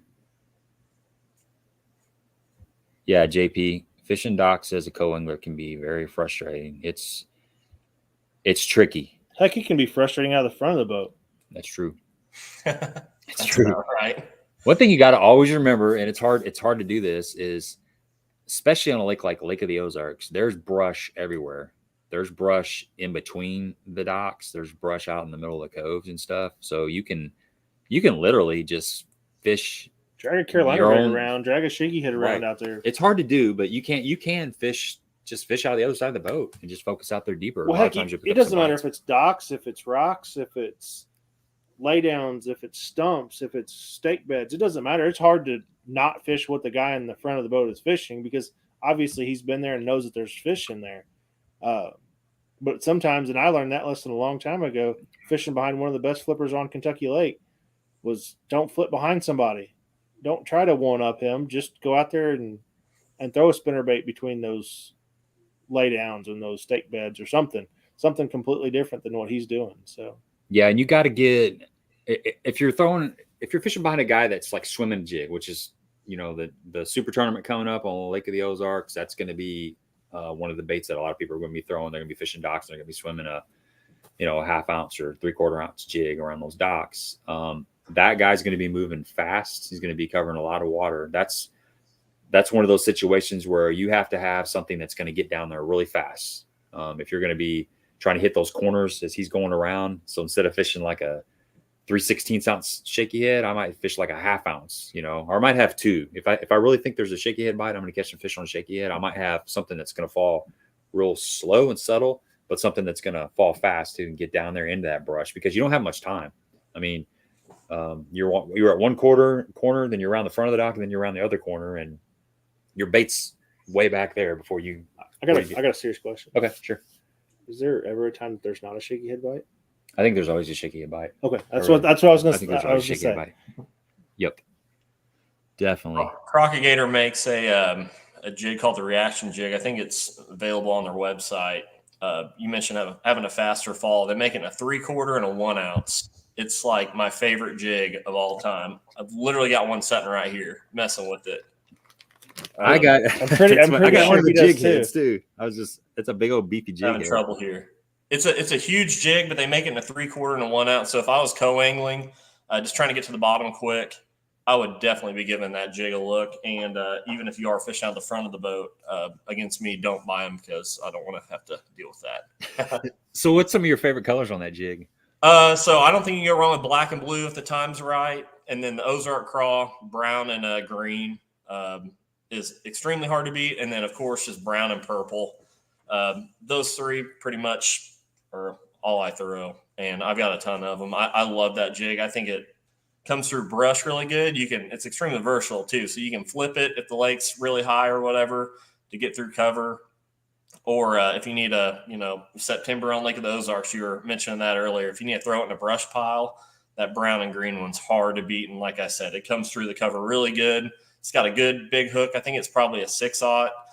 So you can put whatever trailer on it you want. You could put a full-size brush hog on it if you needed to, or just most of the time I just use the muskrat from Crock-O-Gator. Right there it is. It's got some good subtle action to it and a good profile on that jig. That's probably actually my favorite for it. So extremely versatile jig, and give him a look for It's sure. got my kind of hook in it, that's for sure. Yep, I think it's a 6/0, just big beefy flipping hook. So you could throw it on 15 or 20, 25, however big line you wanted. It could handle it for sure. You could flip that on braid. So yeah, you definitely could. I'm not a big fan of braid, but yeah, looking at this thing, you could definitely do that. I for touched sure. your nerve when I said that B word. That's right. I do on certain baits, but not the jig. It just feels weird to me. Yeah. You feel too much. I get it. That's right. I think so. What's up, Jay? Good to see Jay Beff on here. He's been on here for a little bit. We're just getting caught up. Josh says I didn't miss anything on Ren. Man, that's Ren. Ren is always tough. I was gonna say, I don't Unless know. you're Trey McKinney. He seems like he's won back to back. He won Shelbyville, and then he won Ren. He's on fire. 16 He's years 17 old, years old. 17 years old. Back to back BFLs, and he won the Angler of the Year last year in the Illini division. So he's got that's a tough division. He's got a bright future ahead of him. Let's see. Chris says, when shallow, docks are tight to the bank areas, and boaters will be working it. Let them hit it first. So yeah, let them hit it first. And I mean, thing that has worked for me is, and you kind of touched on it, is don't throw the same thing that your boater's throwing. Throw something a little bit different. A lot of times, a Ned rig or a shaky head, if your boater's flipping a jig, or if they are throwing a jig, if it's definitely a jig bite, they want that profile, maybe throw something a little more finessey, just downsize a little bit. Or like you said, go big, go 3/4 or 1 ounce when they're throwing a 3/8 or a half. Just something different, whatever it is, something different.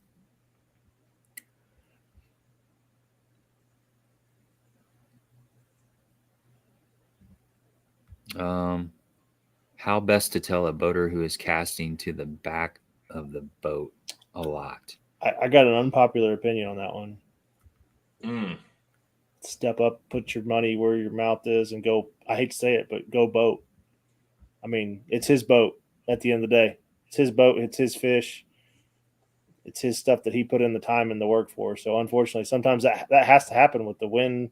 The wind's blowing in on a spot. You got to be there. So that's my opinion on it. It is his boat. It doesn't happen very often. It doesn't, but really it does. I've had it happen to me, and you just keep on keeping on. Throw up front. There you go. Yep. That leaves you open up there, I guess. Yeah. Nick, good luck, man. Fishing Truman this weekend for club deal. I like Truman. So what do you think the state of Truman is as far as the population? You think it's better than it was 5 years ago, as good, or do you think there's a decline? Man, I really don't know. I think there's a way more fish in that lake than people think. So I've only really fished it really a lot, I would say, the last 2 years. And I think there's some gigantic fish in there, but I think it's just had a bad rap for, the last, I guess, 20 years that people have kind of written it off. And I honestly love going up there. It's a challenge. And like I said, if you go up there, catch 12, 15 pounds, you could do really good. So that's the kind of fishing I like to do. And I think to answer your question, I think there's a lot more fish in there than what people, give it credit for sure. I think it's full of fish. I mean, that last BFL, man, we caught a lot of fish. I mean, it's got a lot of 14 and a half inch fish. It's been flooded the last couple of years. So I really would look for it to be really good in the next 3 or 4 years. It seems like during that spawn time, it's been way up in the bushes, a lot of cover for those little bass to hide in and get bigger in. So I'd say in 3 or 4 more years, it might be really good. Mike says, what's in it for the co-anglers? Are co's competing against other co's? Yeah, so the boaters are competing against the boaters, and the co's are competing against the co's. 2 separate entry fees. The boater has a lot more responsibility. He's typically been down there pre-fishing for a day or two. He's got fuel costs, higher entry fee. The co-angler is just getting in the, basically you're going to fish with somebody you don't know. The way it works is they do a computer generated random draw the night before the tournament. You get a text from Major League Fishing and it notifies you who you're going to be fishing with the next day. So the boaters get a text notifying them of their and vice versa. And you guys make contact with the phone and you figure out what time you're going to meet in the morning, what kind of the game plan is. And you go out and you have a good day. So yeah, the co's are fishing against the co's. It kind of breaks down like, I don't know, usually what do they pay? Like top 20%, I think. Yep. Is that right? Yep. So 20% get a check, and that's just the top 45 at the end of the year get to go fish the regionals. And the top 6, is it 6 that get to fish the All-American? Yep. Top 6 fish All-American. So that's kind of the way that plays out. It's fun. I enjoy it. Like we were saying earlier, you make a lot of friends, a lot of people that I fished with 4 or 5 years ago. I still reach out to them occasionally. Yep. It's just lifelong friends. And another thing, I forgot to mention this earlier when we were talking about fishing a tournament and how the day progresses, and you see that weigh-in slip, you see the totals for the day. You don't realize what all went on during the day for those guys to catch that 15-pound bag. A lot of the guys that are in 20th place were only one bite away from winning, and vice versa. The guys that finish in the top 10, if they would have jumped off one fish, they would be back there in 40th place. So it's not always, there's that luck factor that comes into it. Yeah, and the final, what you're seeing there at the weigh-in doesn't tell the whole story is what I'm getting at. It's so many times you jumped off a fish and it cost you 30 places or something. Well, I mean, look at the Elite Series that was just up on Thousand Islands. I mean, you go out there and you could jump off 3, 4, 6 pounders in your first 10 minutes on a spot. There's your tournament. That's not your day. There's your tournament. That was winning or not winning. You look at the winner. Was it Jay Security? Is that how you say his name? Yeah, I can't pronounce his last name. That sounds right. But he had I was looking at the 4-day total, and he had the most consistent 4 days, where everybody else had like really good day, a mediocre day. And when I say mediocre day, a 21, 22 pound bag, and then like a stellar bag, a 26 or 27 pound bag, where Jay was like 24, 25, 26, 24, 25. It was all in that 24 to 26 pounds and just consistent. So, a lot of those tournament winners it's just about consistency. So, yeah, JoJo, that's a solid day. Solid boater that will just throw you around with some fish. For sure. Yeah. We're about caught up here. Bill Dance, man. Bill Dance. Legend. That's right. I'd like to get Bill Dance on the old live stream sometime. You think we could get him on here? I doubt it. Not yet. You miss all the shots you don't take. Reach out to him. Who was it? Jimmy Washam knows him, I think. He's from Tennessee. That's right. Yeah. Jimmy Washam actually knows him. They go out to eat every once in a while and stuff. Randall, Jeremy Lawyer, great fisherman. Definitely a BFL hero.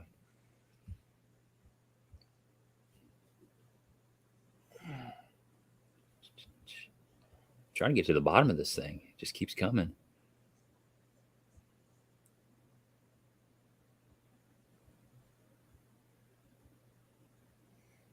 So let's just one of the other things we were going to talk about was shallow fishing in the summertime. It's kind of overlooked. A lot of people, and I'm bad about this too. We fish shallow in spring, and then, a lot of people want to slide out there deeper and focus on, main lake points and humps and channel swings and that kind of stuff, brush piles. But there's still a bite that goes on up shallow, and it really kind of starts getting good right about now. The water quality gets a little bit funky, especially when that oxygen, that thermocline hits the oxygen. Like a lot of our lakes have a lot of grass, so it's always a lot of oxygen in that grass up shallow. So I know I saw a comment from Brad Kincaid this weekend. What are you throwing? And grass. What are you throwing, grass or deep? I think is what he meant. I had a little bit of both success. So I caught almost 6 out deep, and then I caught a bunch of fish up shallow. So back to what we're getting. I'm sorry. That's okay. That's okay. Back to what we're getting at. When do you stay shallow all year long, or do you go out, deep post spawn and come back in shallow? What's kind of your opinion on how that works? Yeah, so it's something I always try. Never really hurts in the morning, start off fishing shallow, and if they're biting it, you can stick with it all day if you want to. Like we talked about the live scope before, it's definitely fun to get out there and actually see the fish, have that interaction with them, and catch them deep. And there's a lot more people doing that, which, in my opinion, I feel leaves a lot of fish up on the bank that are unharassed. So, for instance, like at Lake Hamilton, that's a great offshore lake, and I was fishing shallow, and you can look out across the lake and see everyone looking down at their graph. So that can definitely swallow some people up. But there's always fish shallow, in my opinion, especially if you've got, a lot of the lakes around here fluctuate a lot. There'll be water in the bushes sometimes. If you get that scenario, it seems like you can almost always catch something up shallow in shallow cover. So do you own a spinning rod? Heck yeah. Especially for crappie fishing. You got to own a spinning rod. Yeah. Good answer. I definitely do. Only for crappie fishing is what I heard. Only for crappie fishing. Yeah. If you're a live scope fisherman, you got to have a spinning rod. Yeah, for sure. No doubt. That's a great way to learn it, like you said earlier, going out, Lake of the Ozarks with some crappie, and then my favorite part, you get to eat them. Heck yeah. Man, that's so true, Brock. Don't be scared to break off 10 times or more in the back of the boat. It happens. I went through so many shaky heads this year. I've been through more shaky heads in the last 2 tournaments than I have probably 3 years of fishing for whatever reason. Well, part of it's because I was fishing Truman Lake and Kentucky Lake. It happens. Get on those rocky lakes.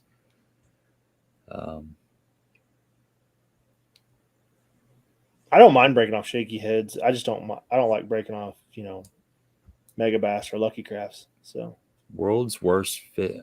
So Tom says he's been sitting here listening and trying to remember who Connor's voice reminds him of, and it just came to me. He sounds a lot like the guy from World's Worst Fisherman Custom. If you read that really fast, he looks like he just called me the world's worst fisherman. I know, man. It's personal. I agree with him sometimes. Come on, Tom. Be nice to the guests. Hey, I tell you what, and I talked about it last week on the live stream, but I was almost ready to sell everything last weekend. So 2 weeks ago, I guess. So somebody would have offered me a good chunk of money at the boat ramp for everything. It would have been gone. Do you ever build any of your own baits? Yeah, for sure. My buddy Russ and I, we like to tinker around with tackle all the time, and then of course put a spin on baits you can buy at the store. So like the good old reaction jig. I've definitely got a few colors I like to tie, but like I said, the colors they make are pretty dang spot on. Well, and like you said, it's kind of like with the topwater baits. You don't have to vary too far from brown and purple and green pumpkin and black and blue. I mean, there's a lot of pretty colors out there. Don't get me wrong, but you go back and look at it, it's some form of those 3 colors. Yep, and I think you can get carried away with it. If you're worried about putting 3 strands of orange in it, do the fish really see it? Maybe, maybe not. It's probably more for you as a fisherman to have confidence in your bait. That's probably the most important thing you can do. So if it gives you confidence to tie a crazy color, that's more important than anything. So that's kind of where I'm at with making some of my own special stuff. But do I think it matters? No. Confidence matters. I think it's just a lot of times it's just such a confidence thing. I think if you got something tied on the end of your line that you have confidence, you're going to fish it properly. You're going to slow down when you need to. You're going to be really focused on it. Yep. I think that no matter what bait that is, you're going to fish it like it is the bait for the day. Right. Yep. You're not going to be worried about reeling it in to tie on something else all the time. You're going to let it fish all the way back to the boat. And when you're fishing with that confidence, you can tie on a flip flop with a hook on it and catch something on it. That's right. As long as you dye the thong chartreuse. Right. You got to dip the heel in chartreuse or something. What is it? You got to dip it's this part, right?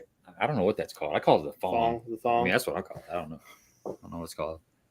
Dan wants to know, what's your favorite arm to fish at Truman? That's a good question. So if I had to pick one, probably the Grand.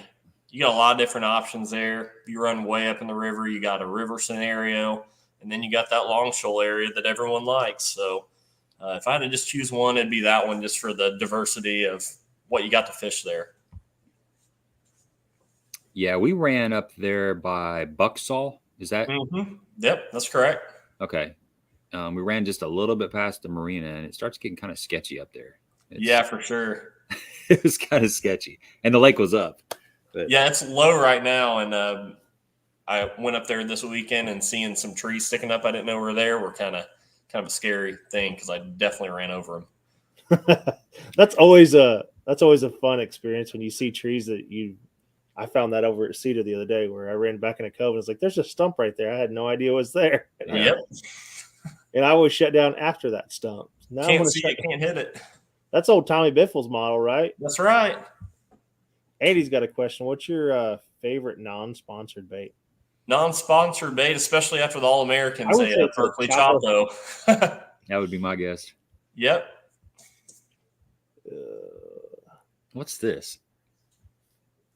James Brown's question there. Does that make any sense to you? Did he learn to fish? Grubb and Taylor. Yes. I like them insider stuff, man. That. So, good buddy, Tim Taylor from around here. I feel bad. I left him off of my list of people I look up to.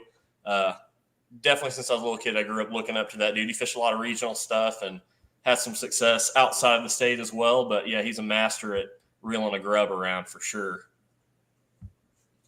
You're talking about grubs, and Crock-O-Gator just came out with some new tube colors, which are really cool. I happen to have some. Those are sweet. Yeah, man. My favorite one, I'll show them all to you guys real quick. I think this one right here looks really sexy. It's like a green pumpkin with a kind of this orange back. So this is the new tube colors that they just came out with, but why it's got that flare, man. Just why would anybody dye the tail orange? especially in this early spring, right? Early spring. Why would you put that one away? Let's look at that pink one. Leave that one from out of the equation. That one, I don't know. So actually, for bed fishing, I can't control him. I'm sorry, Connor. For bed fishing and smallmouth fishing, this one right here, I'm sure is a killer right here. This just pink. Doesn't really show it there, but it's kind of a clear purple body with a bright pink tail. It'd be put that on there. A butt kicker for sight fishing or smallmouth or something. Definitely. And these are cool tubes. I fish a stupid tube rig a lot. And this is there's two tubes that I like on that stupid rig. Shut up about that. I mean, come on. I'm giving it. This is what we do, man. We give out all the juice. Give the juice. But this is one of the two tubes that I like. Two tubes. Yeah. I've got a buddy that pretty much throws a tube all year, and I don't want him mad at me, so I'm just not going to comment on the tube comment. It doesn't get fished as much, and it needs to be. It needs to get fished more. I don't know who throws a tube in this room. Yeah, I definitely throw them early in the year for sure. And then here's kind of we're both colorblind. Is that green pumpkin? It looks green pumpkin. Yeah, green pumpkin, but it's got some blue. So it's got the blue Okeechobee craw kind of look to it. There you go. Thank you. That's awesome. Yeah, I'll show the colors and you can commentate. Oh, what is that? Kind of oyster color or something. I don't know. Blue oyster. Green oyster. I don't know. Then I think this might be the same color. There's a little bit lighter. Anyway, these are the new colors that they just came out with. So if you guys are tube fishermen, this is a little bit, I think it's got a little bit less of the blue in it. I think that's supposed to be purple. Purple. It probably is. Like I said, I'm colorblind. Ooh, talk about a table rock killer right there. Yeah. So these are out now. You guys, tube guys, go check them out. I'm going to be I need to start throwing these around again. I get away from the tube. I fish it really like when the water's cold, like February, March, April. I fish a tube a lot, and then I get away from the tube. And that's just, I think it'd be cool on live scope.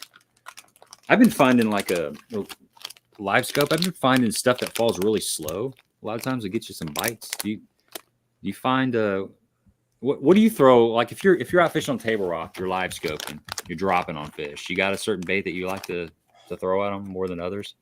Yeah, probably just a swim bait. I don't think you go wrong any time of the year throwing that thing. If you're out trying to learn the live scope, get yourself a Kitech or whatever you really want, and I don't think you can go wrong any time of the year. Of course, the ice bait gets a lot of notoriety, but like I said, I think that swim bait's a lot more versatile, whether they're 5 foot down or 80. So for sure. I bet a tube will catch them. Yeah, a white tube. I really think it would, especially like stupid tube, where it's kind of just really small and slow. That spiral fall. I don't think they're seeing that out there. Really. That pink one might be that bait's calling.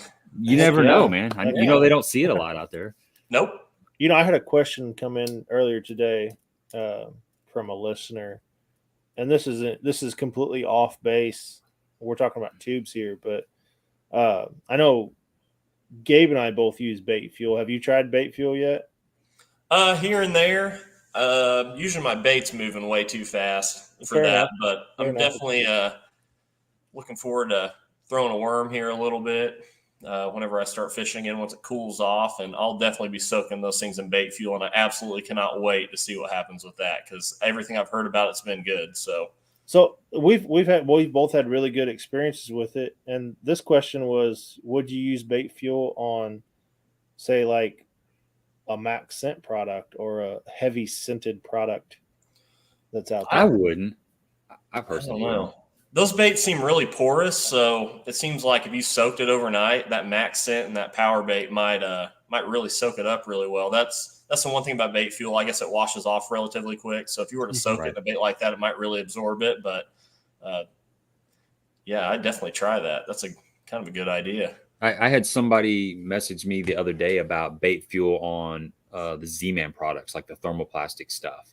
Is it safe? And I didn't know for sure, so I text somebody who's in the know, and he said you can use it on anything, any soft plastics. He said from what he had heard, it's not a problem with the Z-Man products. So anything then it would be safe to use on. I mean, it's an enzyme. It's just it's not a scent. I think that's where everybody's. I was confused at first because I got the first bottle. I'm like, this thing's defective. It doesn't have a smell to it. I'm expecting like something just pungent, gonna knock out the whole house, and has no smell to it. So, yeah. Yep. Which is great. I mean, I don't have to worry about it blowing up in my box and smelling up my boat or my garage. Exactly. So.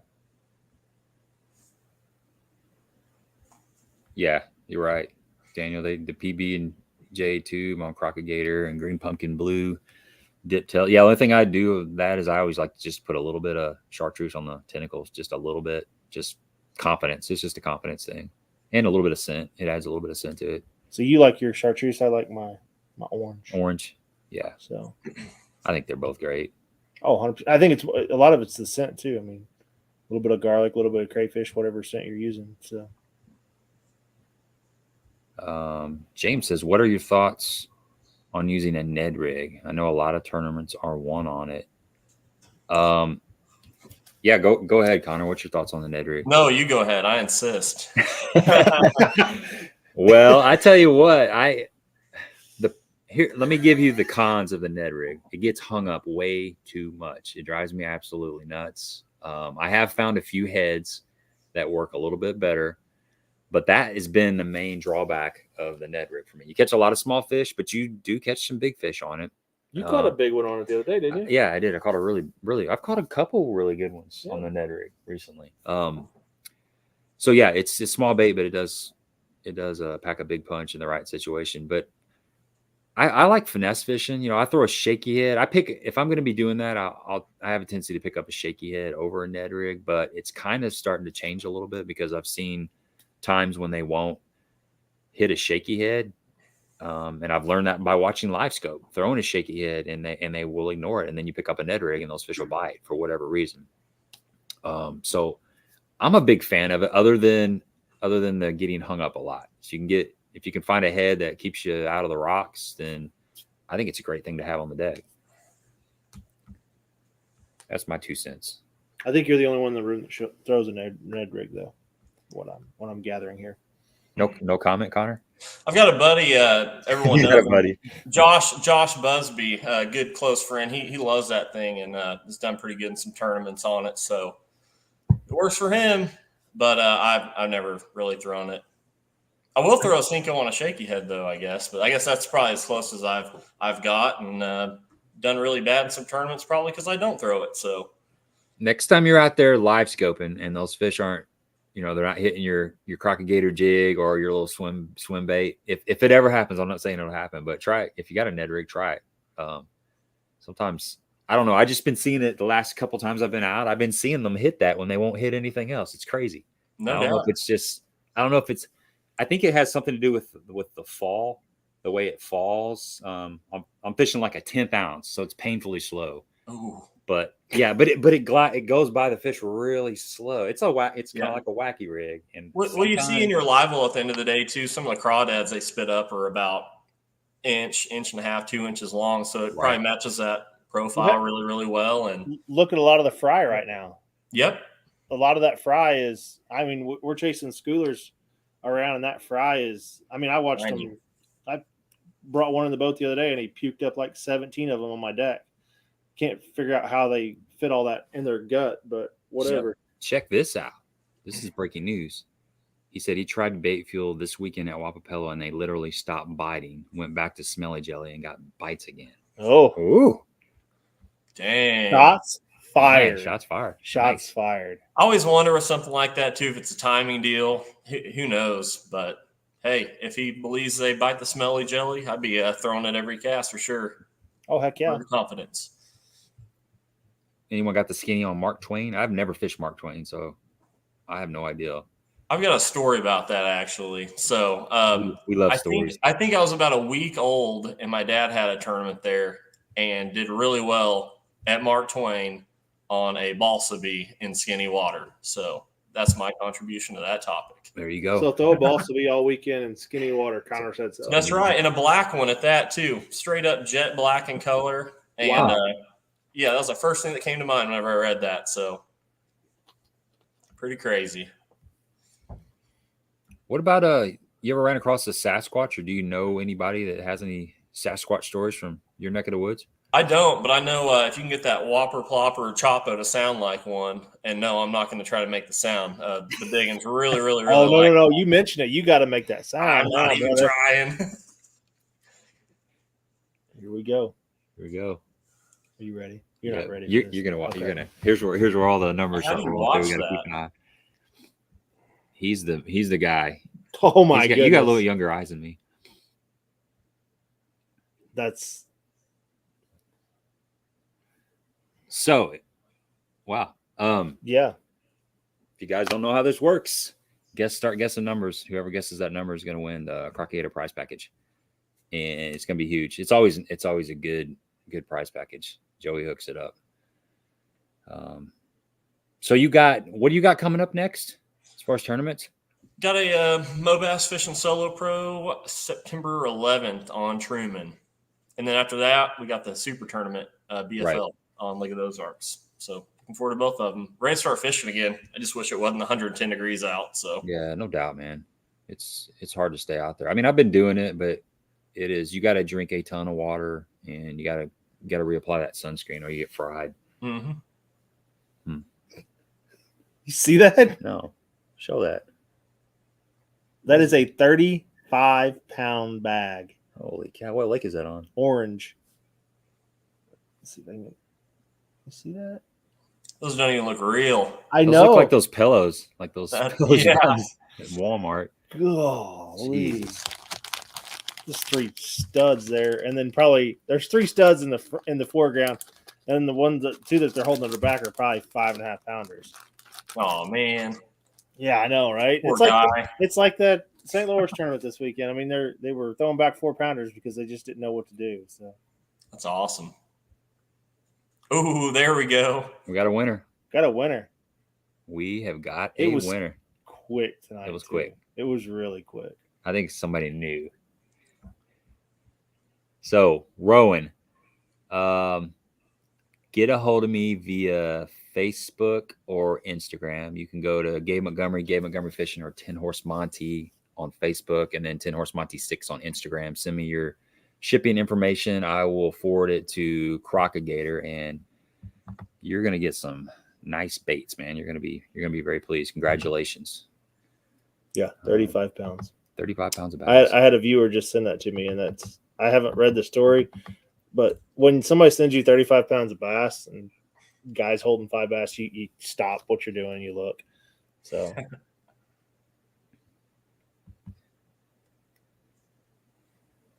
yeah, that was quick. That was quick. And here they come again. Yeah. So what's next? We got a couple solo tournaments coming up for you. And then he's got the got super tournaments, and then we got tournament, the Toyota another Championship. Solo on Norfork. Looking forward to that. Heck yeah. And then the regional on Grand, if I can make it there. And then Toyota Championship on Gunnersville. And then a Solo Pro Championship on Table Rock in December. And I think that wraps it up unless I'm missing something. Fantastic. What's your experience on Grand? Have you been to Grand? You said, I think you mentioned you've been there a little bit. Yeah, I've been there a little bit. It's kind of weird for me. I'm starting to catch some better ones there. But yeah, it's a little bit different than Table Rock and Bull Shoals for sure.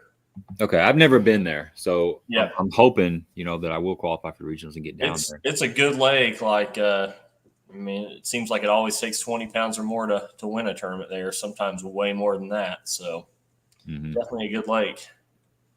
It should be a shallow bite too, I would think, that time of year. I hope so. I don't know how those fish set up down there. Any guess on where the All-American's going to be next year? I've been wondering that too. I don't know. Probably Table Rock or something. Because was it Hamilton 2 years in a row?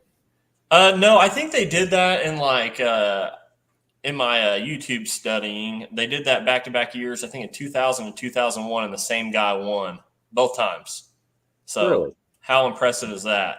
Yeah, that's. If it wasn't back-to-back years, it was like the next year or something like that. Looked like he was fishing the same way and all that. So pretty crazy deal. I was just gonna say that. You ever caught the dirty 30? Shoot, no. Never even really got close.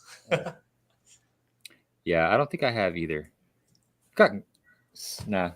I haven't. I'd like to say I have. I think probably 26-ish, maybe. 26, 27. Yeah. Like unofficial 26, 27. Yeah. And maybe Mr. Auto Retrieve can help me with that on Wapapello tomorrow. He's the man. Definitely. I'll get you guys hooked up, man. I'll send you some contact information your way. And we might do the Auto Retrieve giveaway next weekend, possibly. So that's awesome. Yeah, he gave us a Auto Retrieve to give away as a giveaway. So and they're fantastic products. Yeah, so. They're pretty sweet. Let me see here. We'll answer a couple more questions and then we'll start wrapping this up. We've been on here almost 2 hours.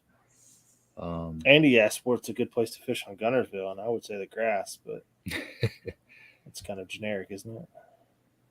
Daniel says, Gabe, have you noticed with bait fuel, it doesn't seem to affect much if I apply it the day I'm fishing, but after being on the baits for more than a day, it seems they like it more. I don't know. I mean, I put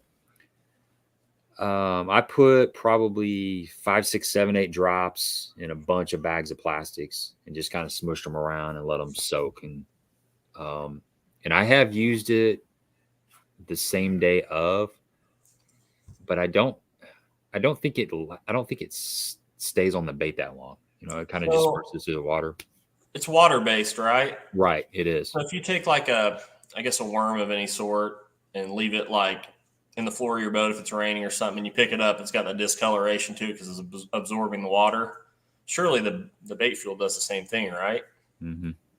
It's got to absorb into the bait, is I guess what you're saying there. Yeah, and last longer. So to his point, yeah, I could see that.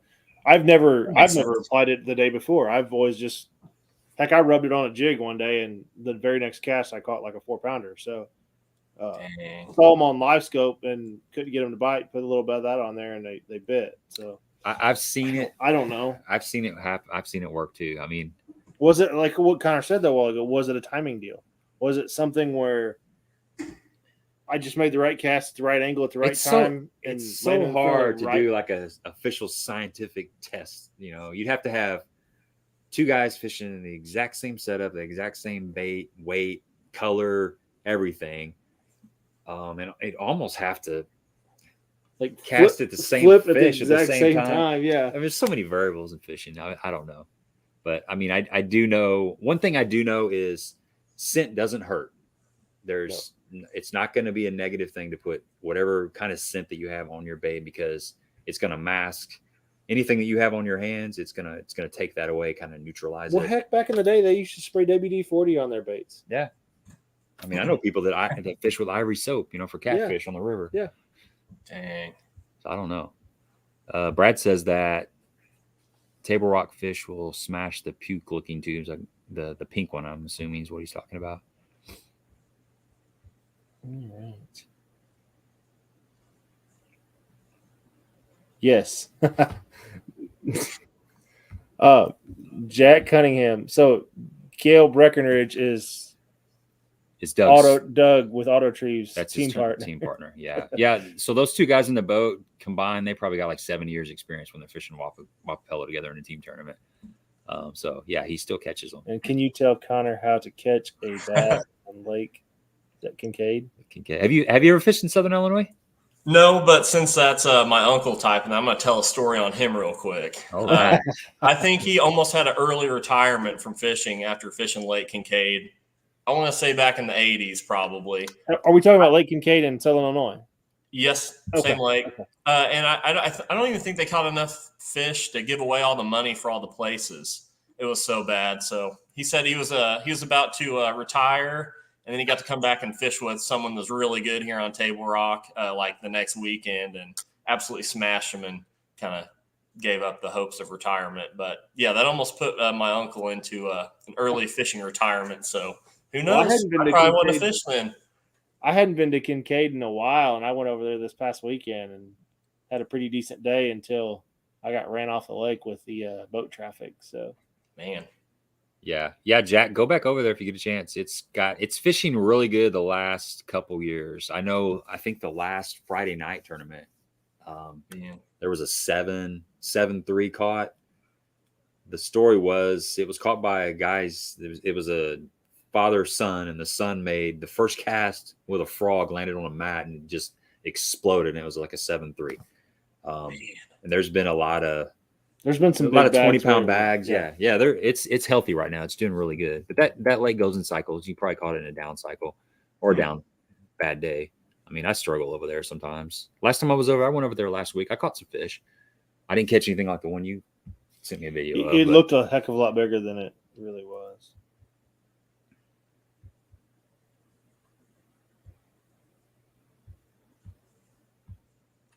Scroll through these questions. You can still soil. Yeah, that's one of the original scents. It's the secret, apparently. I want to figure out where to get the squid oil they put on Kitex. I think that'd be really cool if you get your hands on some of that. Yeah, I think Hawgz Custom Baits uses some of that squid oil in some of their plastics. Pretty sure. That's awesome. Shots fired by Joey. Everyone at Big Bass Bash was using bait fuel and the one that you wasn't. Oh, okay. Yeah. Man, I don't know.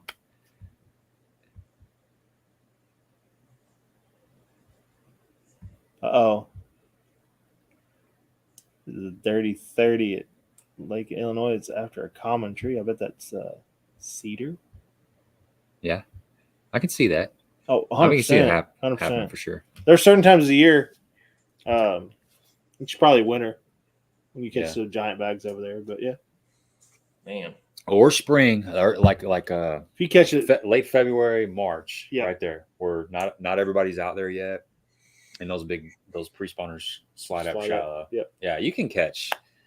Yeah, I've had some, like I said, we both had some 27-pound days over there, and that's just looking at them. Then I've had some 5-pound days over there. It just comes and goes. What else you got? That's really all I got. You got anything you want to throw out there before we wrap this up? Man, I don't. Just like to thank everyone that supported me last year. It's my second year running a Phoenix boat, 921 Elite's the one I run. Absolutely love the boat. Run a Mercury outboard. Even that last day of the All-American, everything was on the line, and knowing that, I still had full confidence that thing was going to fire up and get me back.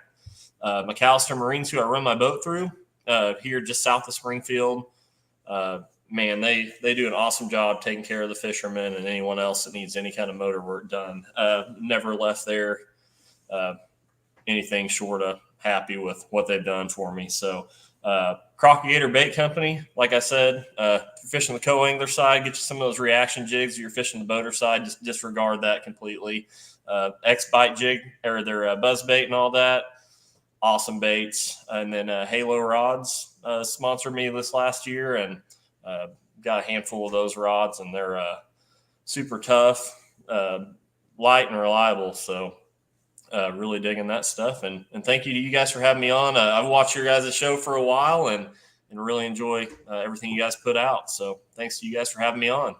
Hey, man, it's been great. Appreciate that. And another shout out to Crock-O-Gator for sponsoring tonight's live stream. Really appreciate you guys jumping on here and helping this show out. It's cool to have some of these local companies jumping on board and kind of doing some collabs with folks like that. Best way is to show your support. Go like the Facebook pages. Go like the